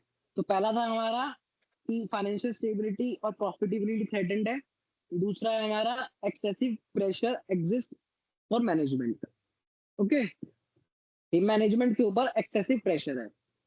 तो अब क्या है, इसके एग्जांपल्स क्या है कि 4 एग्जांपल्स हैं। Excessive pressure exist on management to meet requirement और एक्सपेक्टेशन ऑफ थर्ड पार्टी। तो यहाँ पर एक तो लिखा है रिक्वायरमेंट और एक लिखा है एक्सपेक्टेशंस, ये वर्ड याद रखना है, रिक्वायरमेंट, एक्सपेक्टेशन। रिक्वायरमेंट वही फाइनेंसिंग के लिए हो गया, हाँ, एक्सपेक्टेशन। तो इन्होंने बोला इससे इससे एक्सेसिव प्रेशर कैसे हो सकता है मैनेजमेंट के ऊपर, वो थर्ड पार्टी की वजह से हो सकता है कि प्रॉफिटेबिलिटी और ट्रेंड लेवल एक्सपेक्टेशन है ना इन्वेस्टर की और इंस्टीट्यूशन की, इंक्लूडिंग जो एक्सपेक्टेशन एंटिटी ने खुद क्रिएट करी है लोगों के दिमाग में, वो उन पर प्रेशर क्रिएट कर दे कि मार्केट में ये न्यूज हो कि ये कंपनी 20% प्रॉफिट जनरेट करेगी, ठीक है। सब इन्वेस्टर्स को यही उम्मीद है कि 20% प्रॉफिट आएगा इस साल, ठीक है। और ये एक्सपेक्टेशन में भी एंटिटी ने अपना हाथ, वो है एंटिटी का हाथ है, क्योंकि उन्होंने अपने पिछले बार बोर्ड मीटिंग कहा था कि हमारा बिजनेस बहुत सही चल रहा है, इस बार तो हम 20% प्रॉफिट और ले ही आएंगे, ठीक है। तो प्रॉफिटेबिलिटी और ट्रेंड लेवल एक्सपेक्टेशन ये है कि आप एक्सपेक्ट कर रहे हो कि बहुत अच्छा प्रॉफिट रहेगा, जो उनकी एक्सपेक्टेशन है बहुत ज्यादा है, और ये एक्सपेक्टेशन एंटिटी ने खुद भी क्रिएट करी है थोड़ी बहुत, राइट। राइट। ठीक है। दूसरा है need to obtain additional debt और financing equity to stay competitive including financing of major research और डेवलपमेंट और कैपिटल एक्सपेंडिचर। मतलब क्या है, आपको आपके ऊपर प्रेशर है कि आपको फाइनेंसिंग चाहिए, क्योंकि आपको अपना जो आपको अपना सर्वाइवल है ना, उसके लिए एडिशनल चीजों की जरूरत है, फंड्स उसके लिए आपको पैसा चाहिए, आपको फंड्स चाहिए, तो आप कुछ भी करोगे, आप मैनिपुलेट करोगे ताकि लोग आपके, जब आप आईपीओ निकाले तो उसमें इन्वेस्ट करें, राइट। ठीक है। तीसरा है marginal ability to meet exchange listing requirement. तो पहले दो तो थे रिक्वायरमेंट्स, तो उस पे एक्सपेक्टेशंस के, ठीक है। तीसरा है हमारा आ जाएगा रिक्वायरमेंट्स का, कि रिक्वायरमेंट क्या है, कि marginal ability to meet exchange listing requirement. List करने के लिए कंपनी को कोई रिक्वायरमेंट्स होंगी, आपको उसे मीट करना है, उसके लिए आप कुछ छेड़खानी कर रहे हो, राइट। लास्ट है हमारा परसीव्ड और real adverse effect of reporting poor financial health. हो सकता है आपका मर्जर होने वाला हो, इसलिए आपको डर है कि अगर आपने पुअर फाइनेंशियल वो दिखाई तो हो सकता है आपका मर्जर टूट जाए, तो आप कुछ भी करके छेड़खानी करके उसको बचाना चाहोगे, ओके। ठीक है। ठीक है। तो हमारा एक्सपेक्टेशंस क्या है कि हमारे इन्वेस्टर, पहला क्या है, इन्वेस्टर की एक्सपेक्टेशन बहुत ज्यादा है। दूसरा है कि हमारे को बहुत ज्यादा वो चाहिए, फंड्स चाहिए, हमें इसकी जरूरत है। तीसरा है कि हमें लिस्ट कराना है अपनी कंपनी को, उसके लिए जरूरत है। या फिर चौथा है हमारा टेक ओवर हो रहा है, उसमें दिक्कत है। करिएगा, सही है। ठीक है। ठीक है। लिख देता हूँ यहाँ पे साइड में कि हमारा यहाँ पर इन्वेस्टर की एक्सपेक्टेशंस हैं। ओके, दूसरा हमारे पास हमें फंड्स चाहिए। तीसरा हमें चाहिए कि हमें लिस्टिंग करानी है अपनी कंपनी को। चौथा पुअर फाइनेंशियल रिजल्ट्स हैं, तो हमें डर है कि हमारा बिजनेस कॉम्बिनेशन नहीं होगा।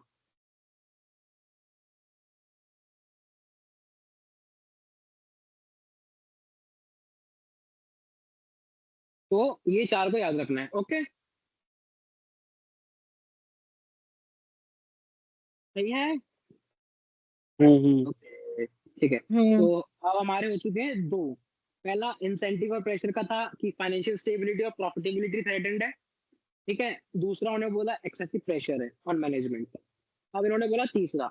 तीसरा इन्होंने बोला कि जो personal financial situation of management है ना, दो चार्जेस और दो चार्जेस गवर्नेंस की थ्रेटेंड है एंटिटी की फाइनेंशियल परफॉर्मेंस से। कि एंटिटी की फाइनेंशियल परफॉर्मेंस कैसी रहेगी, उससे personal financial position of TCWG और मैनेजमेंट भी अफेक्ट हो रही है। ओके, ठीक है, ठीक है। अब इसके क्या हो सकते हैं एग्जांपल्स, कि दोनों में से किसी का भी टीसीडब्ल्यूजी या मैनेजमेंट, दोनों में से किसी का भी सिग्निफिकेंट फाइनेंशियल इंटरेस्ट है एंटिटी के अंदर। हम्म, ओके, दूसरा इन्होंने बोला significant portion of their compensation contingent है अपॉन अचीविंग एग्रेसिव टारगेट। या तो पहला वाला क्या है कि उनका उन्होंने बहुत सारे शेयर्स खरीद रखे हैं कंपनी में, फाइनेंशियल इंटरेस्ट है उनका, ठीक है, स्टेक है उनका। दूसरा है कि जो उनकी कंपनसेशन है वो कंटिंजेंट है कि उन्हें ये टारगेट मैच करना है, तो इन दोनों ही केस में वो कुछ ना कुछ छेड़खानी करेंगे। तीसरा है कि उन्होंने कंपनी के लिए पर्सनल गारंटी दे रखी है किसी डेट के लिए, तो अगर उन्होंने बैंक्स को पर्सनल गारंटी दे रखी है तो वो छेड़खानी करेंगे स्टेटमेंट से, ताकि बैंक उन पे उनके पर्सनल एसेट पे ना आ जाए। Right, right, right. ठीक है। एंड लास्ट है there is a excessive pressure on management और operating personal to meet financial targets. Can you please repeat this topic, which मतलब ये सिर्फ पर्सनल फाइनेंशियल सिचुएशन वाला। सारा ही कर देता ना जो या पैरा ए, ए, या पैरा थ्री, ठीक है। तो इसमें क्या है कि हमारे पास पहला था कि हमारा प्रॉफिटेबिलिटी थ्रेटेंड है और हम्म, स्टेबिलिटी थ्रेटेंड है। दूसरा था एक्सेसिव प्रेशर है। अब तीसरा हमारा है कि personal personal financial situation management की और टीसीडब्ल्यू की। जो पर्सनल फाइनेंशियल सिचुएशन है इन दोनों की, मैनेजमेंट की और टीसीडब्ल्यू की, वो थ्रेटेंड है। थ्रेटेंड की वजह से एंटिटी की परफॉर्मेंस में। और ऐसा कब हो सकता है, ऐसा हो सकता है कि मैनेजमेंट का या टीसीडब्ल्यू का दोनों का बहुत सारा स्टेक लगा हुआ है कंपनी के अंदर, ठीक है, तो शेयर प्राइस जितना होगा उनसे फर्क पड़ता है, तो वो उसके लिए मैनिपुलेशन करेंगे। दूसरा है कि सिग्निफिकेंट पोर्शन जो उनको सैलरीज मिलती है, कमीशन मिलती है, उनकी वो कंपनसेशन डिपेंड करती है कि उन्होंने इतना अगर टारगेट अचीव कर लिया तो, ठीक है, कंटिजेंट है उनका। तीसरा उन्होंने बोला कि उन्होंने टीसीडब्ल्यूजी और मैनेजमेंट दोनों ने पर्सनल गारंटी दे रखी है कि लोन के लिए, कि अगर ये लोन नहीं दे पाई कंपनी तो हम देंगे, तो उसके लिए वो छेड़खानी करेंगे ताकि वो कभी बैंक को ये ना लगे कि उनका लोन बैड डेट होने वाला है, एनपी होने वाला है, क्योंकि अब उनकी पर्सनल एसेट फंस जाएंगे वरना। ठीक है, लास्ट है कि there is excessive pressure on management और operating personal to meet financial target established by TCWG. कि मैनेजमेंट में बहुत ज्यादा प्रेशर है टीसीडब्ल्यूजी से कि आपको इतनी सेल करनी है। राइट, ये चार फ्रॉड रिस्क फैक्टर्स हैं कि पर्सनल फाइनेंशियल सिचुएशन की वजह से क्यों वो करेंगे वो। राइट, ठीक है। तो अब हम कुछ देर का ब्रेक लें, तेरा तुम थक गया। ठीक है, कितने बजे शुरू किया था हमने? 9 बजे। मुझे 1.5 घंटा हो गया भाई, तब तो थकना बनता है यार। रात को करना है फिर अभी मतलब अभी करना है? रात को करते हैं, अभी तक तो सही रहेगा ना। ये पूरा कर दें, चलो ये पूरा कर देते हैं। अपॉर्चुनिटी और एटीट्यूड ये वाला पूरा कर देते हैं, एमओए छोड़ देंगे। राइट, ठीक। ठीक है, तो हम देख लेते हैं इसको। अब आ गए हम अपॉर्चुनिटी पे। तो हमारे ये तीन हो चुके हैं इंसेंटिव और प्रेशर के। पहला प्रॉफिटेबिलिटी और फाइनेंशियल स्टेबिलिटी थ्रेटन थी, दूसरा एक्सेसिव प्रेशर था मैनेजमेंट के ऊपर, तीसरा उनकी फाइनेंशियल सिचुएशन पर उस पर डिपेंड करती थी, थ्रेटन थी, राइट। उनके बहुत सारे हमने एग्जांपल्स पढ़ लिए। अब हम आ गए हैं अपॉर्चुनिटी के ऊपर। तो अपॉर्चुनिटी के एग्जांपल्स हमारे पास हैं कि the nature of the industry और the entities operation provide opportunity to engage in FFR. Okay, क्या बोला इसने? या तो हो सकता है कि नेचर ऑफ इंडस्ट्री ऐसा है या एंटिटी के ऑपरेशन ऐसे हैं कि वो एफएफआर कर सकते हैं, उसमें अपॉर्चुनिटी है। तो इसके एग्जांपल्स क्या हैं? हमेशा ना जब भी ये आए थोड़ा कि अपॉर्चुनिटी क्या कहाँ होती है, तो मैंने देखा है ये तो हमेशा कॉमन है, रिलेटेड पार्टी ट्रांजेक्शन। जब भी फ्रॉड की बातें आए तो ये तो पक्का आते हैं, related party transaction, significant estimate. Okay, और हमारा हाईली कॉम्प्लेक्स ट्रांजेक्शन,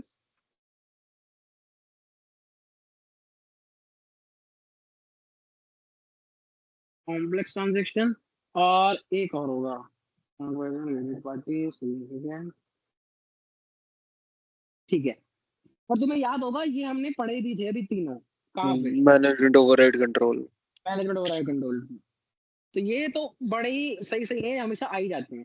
तो हमारा क्या बोलता है ये कि नेचर ऑफ द इंडस्ट्री और एंटिटी के ऑपरेशन अपॉर्चुनिटी दे सकते हैं। कैसे हो सकता है कि सिग्निफिकेंट रिलेटेड पार्टी ट्रांजैक्शन होती हो जो कि ऑर्डिनरी कोर्स में ना हो ऑफ बिजनेस और with related entities not audited और ऑडिटेड बाय अनदर फर्म। कि आपने तो इसके एग्जांपल क्या है अपॉर्चुनिटी के? तो ये फ्रॉड रिस्क फैक्टर है। फ्रॉड रिस्क फैक्टर क्या है कि अगर आपने देखा, आप गए कंपनी में, आपने देखा कि रिलेटेड पार्टी ट्रांजैक्शन है, आपने देखा जो ट्रांजैक्शन है ये ऑर्डिनरी कोर्स में भी नहीं है, ये ऑर्डिनरी ट्रांजैक्शन नहीं होती है।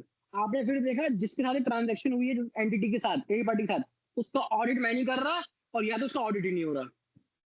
ठीक है, तो ये फ्रॉड रिस्क फैक्टर है। ओके, ठीक है, ठीक है। ठीक है।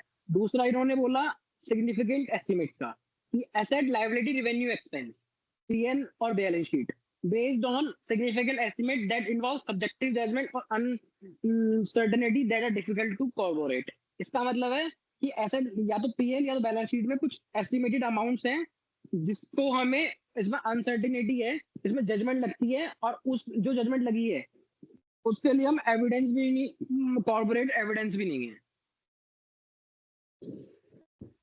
ओके, मतलब उन्होंने स्पेसिफिक चीज क्यों चुनी है उसको सपोर्ट करने के लिए कॉर्पोरेटिव एविडेंसेस नहीं है। कॉर्पोरेट का मतलब होता है किसी को सस्टेन करने के लिए एडिशनल उसके सपोर्ट में चीज है। ठीक है, और अगला क्या है? Significant unusual or highly complex transactions, especially those close to period end that cause significant difficult substance over from question।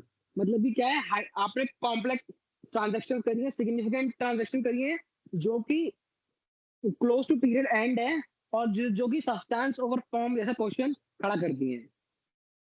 Substance over form पता है ना, कि ट्रांजेक्शन दिख कुछ और रही है मतलब कुछ और है। जैसे कि क्या होता है, मैंने एक एसेट बेचा,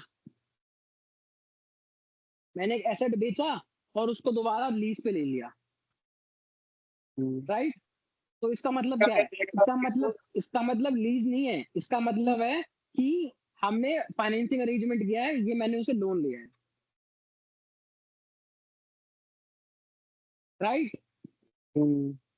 substance over form, substance form में तो ये दिख रहा है कि लीज अरेंजमेंट है, पर लीज अरेंजमेंट नहीं है, फाइनेंसिंग अरेंजमेंट है।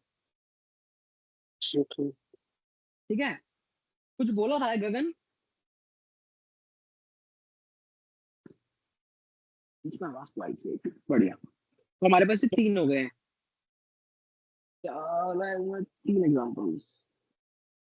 एग्जांपल हो गए हैं। तो हमारे तीन एग्जांपल क्या है? पहला है related party transaction not ordinary course of business अगर है तो ये एक फैक्टर है कि ये एक रिस्क फैक्टर दिखेगा हमें कि हाँ भैया यहाँ पर अपॉर्चुनिटी हो सकती है। दूसरा, अगर सिग्निफिकेंट एस्टिमेट दिखते हैं हमें तो, और उनके कॉर्पोरेटिव एविडेंस दिख रहे तो हाँ भैया अपॉर्चुनिटी है। तीसरा कि कॉम्प्लेक्स ट्रांजेक्शन में अगर इन्वॉल्व हो रही है एंटिटी जिसमें सब्सटेंस ओवर फॉर्म के क्वेश्चन उठ रहे हैं तो हाँ यहाँ अपॉर्चुनिटी है, राइट। ठीक है, अब अगला है कि हमारा जो वो है सिग्निफिकेंट ऑपरेशन लोकेटेड और conducted across international border in jurisdiction where different business environment और कल्चर एग्जिस्ट। मतलब कि हमारी जो कंपनी है उसकी सब्सिडरीज है और जो उसकी और वो है एसोसिएट, वो डिफरेंट डिफरेंट ब्रांचेस हैं, वो डिफरेंट डिफरेंट कंट्रीज में है, जहाँ पर इन्वायरमेंट जो हमारे यहाँ पर है ना, यहाँ से बिल्कुल ही अलग है। ठीक है। ठीक है। और अगला है हमारा example, use of business intermediary for which there appears to be no clear business jurisdiction. मतलब क्या कंपनी ने क्या कर रखा है, कंपनी ने अपना एक कंपनी है एप्पल है, उसने एक और छोटी सी अपने आगे सब्सिडी बनाई और बोला हमारा सारा काम इस सब्सिडरी के थ्रू होगा, और उसका ये नहीं बताया सब्सिडरी क्यों बनाई है, उसके लिए कोई जस्टिफिकेशन नहीं है कि वाई। गॉट।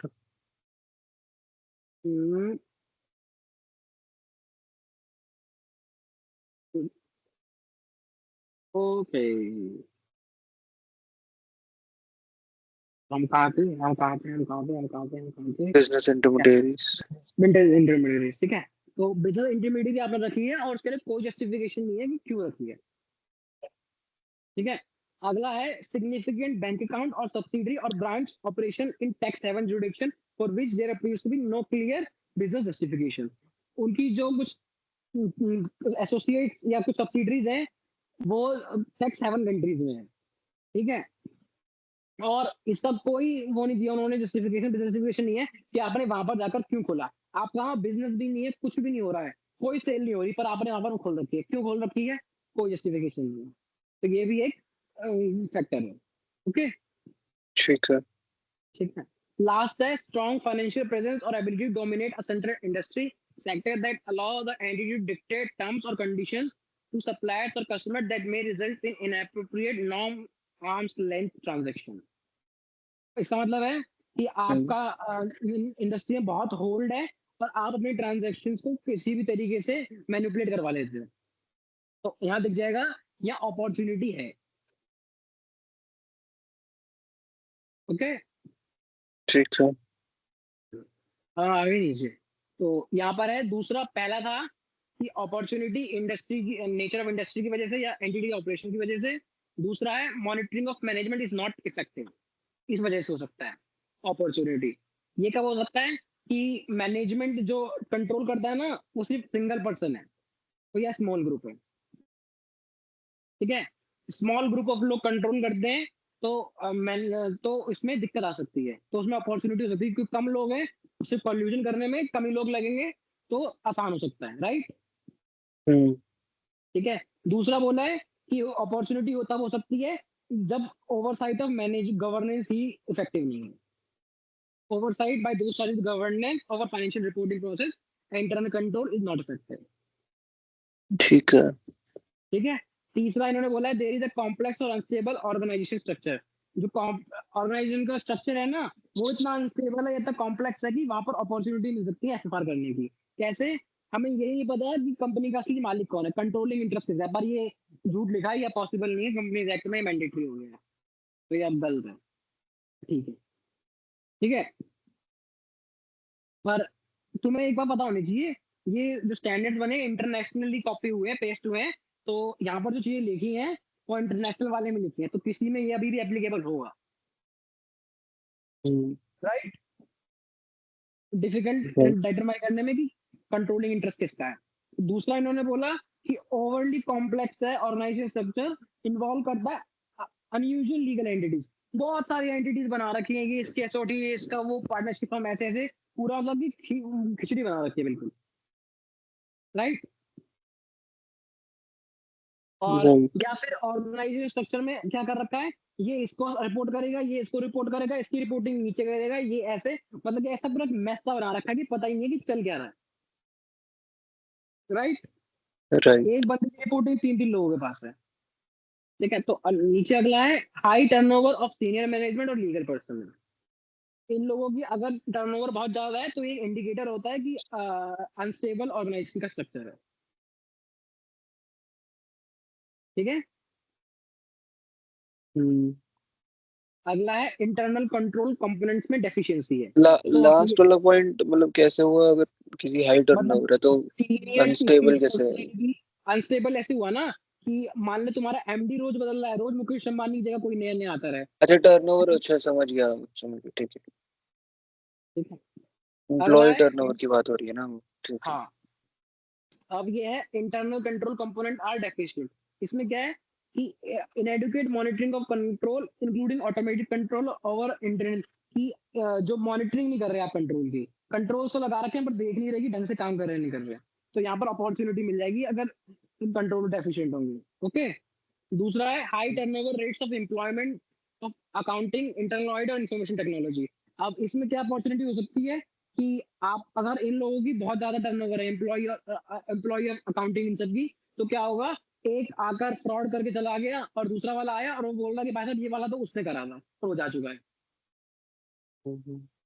राइट?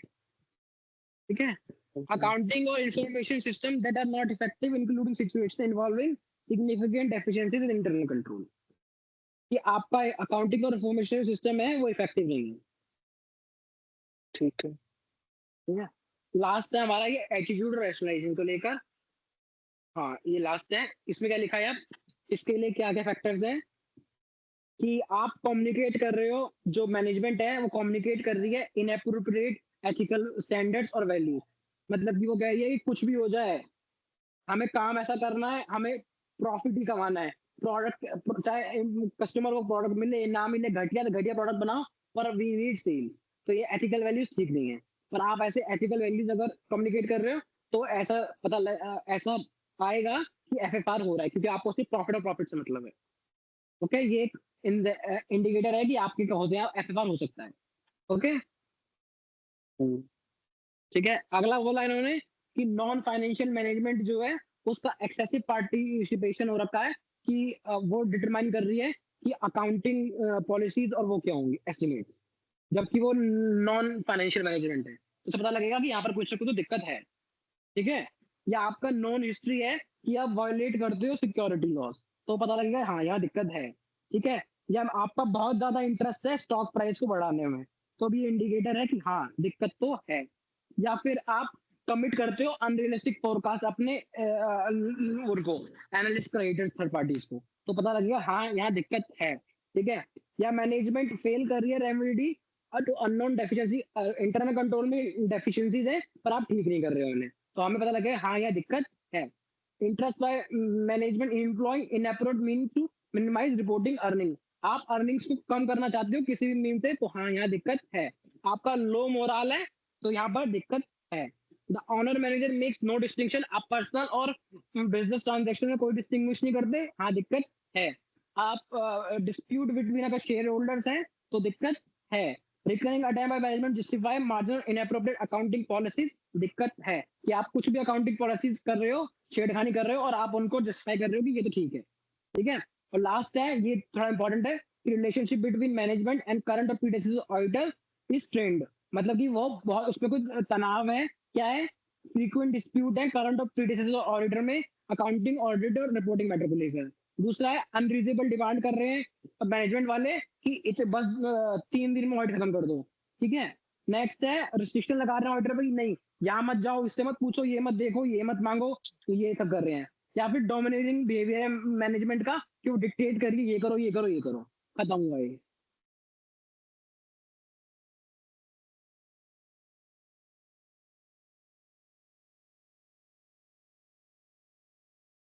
ठीक है। तो भाई कैसा रहा तुम्हारा है?